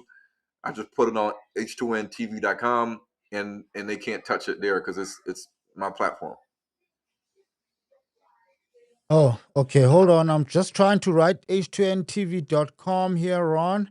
And then we'll take one last caller who is a chance taker. So that's how you contact Brother Ron. So many things happening here. Okay. h2ntv.com. That's how you Oh, contact Brother Ron. Dinano. Yeah, And Brother Dinano, Ron. let the people know, if you have any problem with my teachings and you think otherwise, then step up to the plate and debate. Step up to the plate, stop talking, debate. And In Dinano knows. in fact, Brother Ron, I've got a, let me just beam this one. especially Um the top Israelite leaders that may be listening. Top no, I've got Israelite an leaders. idea. I've got an idea, Brother Ron. It's not an Israelite leader though. Okay. So we've got this one here. It's the first time I'm seeing this brother Quintin or Quintino Saponde. If I butchered your name, I'm very sorry. Adventism has already been preaching about it, and the true Adventist is getting fully prepared for this Sunday law. And they know that it must be out of the system. 666. Oh, I think she's quoting Ellen G. White from a book No, called no, no, Country no, Living. no. So here's an idea. I need to get an Adventist expert in Bible prophecy that can come and debate this issue with you, Brother Ron. Would you be keen on that one? Yeah, because does the Adventists believe that Sunday worship is the mark of the beast? Yeah. Oh my God! Hey, I mean, to me, that makes no sense in reality. But if we have to do it and Okay. listen to him, listen to what they teach, break it down, and we just be like, okay, well, you say what you had to say, and now let's get to reality. Then let's do Okay. it. Okay. Let's just take Malibong, we're late, but say what you need to Yeah, say. Welcome. I'm on here late. Man, I first of all, I just wanted to say, like, Ron, definitely appreciate the work that you did. I'm raised in the States, so just seeing just the parallels and stuff like that has been very instrumental. And something that the Most High really revealed to me is the static move that we'll begin to have to start seeing. Really, like you keep saying, in amongst our people to consolidate and be able to be self-sustaining. Did you just mute yourself, Malibong? Yeah, I Guest has can't hear him. muted himself. Malibongwe, you muted yourself. No, he's Malibongwe, muted. Malibongwe, you muted yourself. Muted yourself. Can't hear you. You muted yourself. Can you hear me? Okay. We can't hear you. You muted yourself. Okay, Brother Ron, but he's saying the You know, you parallels. know, you, you know, Dinano. I had went out and passed out flyers in Johannesburg in South Africa. I mean Soweto. I had talked to people in the Latter Day Saints, the Mormons church they have, and the Seventh Day Adventist churches they have in Soweto in South Africa, including the Soweto Grace Bible Church and the Rema Church. And I asked the members of the church. I said, "Hey, you." I said, "What tribe are you from?" He said, "Like Zulu and Xhosa, whatever." I said, "Okay." I said, well, "Who does the pastor teach are the Israelites today?" They were like, "White people." I said, "Well, who are you? Who are you? Who does a pastor teach that you are in these church services?" He said, "I think we're the sons of Ham." I said, "What son of Ham?" And he said, I think Cush." And I said, "Are you sure?" And he says, "Well, maybe we're Canaan." I said, "Are you sure?" He said, "I'm not sure." This is not good. And then I asked him about the book of Revelations. He said, "What book of Revelations?" I said, "Y'all don't teach the book of Revelations?" He said, "Well, about what?" He said, "No, not really. It's just about the Gospels of Christ. And that's about it." And I said, "So y'all don't talk about the prophecies of Revelations and Those can't be Ezekiel?" Adventists, Ron. Those probably, what's that, Musa Sono Church, Grace Bible Church, or Mormons. Adventists, well, Maybe they were not. big Maybe on not. Revelation. Maybe. Oh, Adventists really? are big Okay, on okay, Revelation. okay. So, well, I wish that guy was. Is that guy a pastor? Is he a pastor? That guy Which that was guy? on just a minute ago. The No, guy was on just a minute Malibongwe, ago. finish it off. Hold on. Malibongwe, finish it off. You muted yourself there. Go ahead. Can you hear me? Yeah. Yeah. Okay. I was just saying, it's gonna be really important for us to become self-sustaining as a people.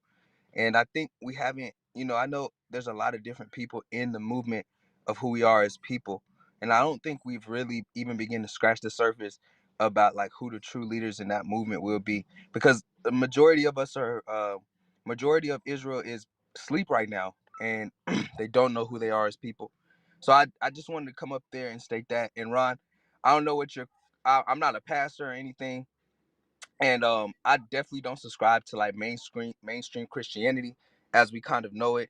um I'm definitely Israelite who's awake, knows who he is in the flesh, and knows who he is in the spirit, which both are very important.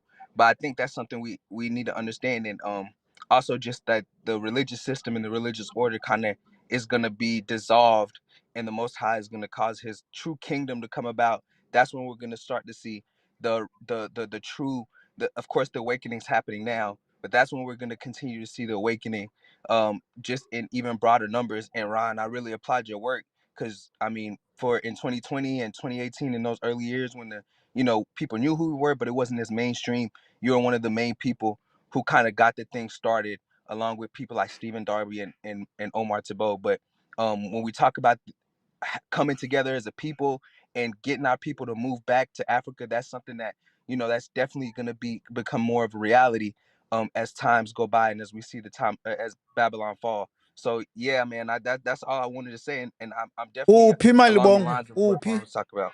Uphi? Huh? Uphi? Min, Yebo wena. mina ngihlale North Carolina in the US. Okay. And where So are you from? ngizalwe Kupekai? eThekwini. Oh, Oh, ngaseThekwini. Ubani isibongo? ngaseThekwini, yeah. Emlazi. Utheni? Ubani isibongo? Ubani isibongo? Dlangalala. Okay. Siyabulela, siyabonga babudlakalala. Thank you very Yeah, much. yeah. So, Ron, this is why we end it with Malibongwe's take on the topic and what you are doing. Thank you very much for your time. Thank you, family. We'll organize that Adventist debate, Ron, on Revelation and prophecy. Is that fine? Okay. And then get what's that lady's name? What's Naftali? that lady you had on? Natalie. Tell her that it's time for her to be. Tell her it's time for her to get her loss, her defeat. Let me see if these things work here. Okay, I can't play them. Then it's, I was trying to play One of those, you know, those things. Hold on, hold on, hold on. I need to play this thing, man. Is it playing? Nah. Okay, you know those sound No. effects? I was trying to play one of those sound effects. Okay. Clearly, I haven't figured this thing out. Okay, this is where we ended, family. Thank you very much for your participation and for your live chats and for keeping it going. And we're going to end it with this one. Thank you, Dinano and Brother Ron, for this cry again to our people. Shalom, family, and good night.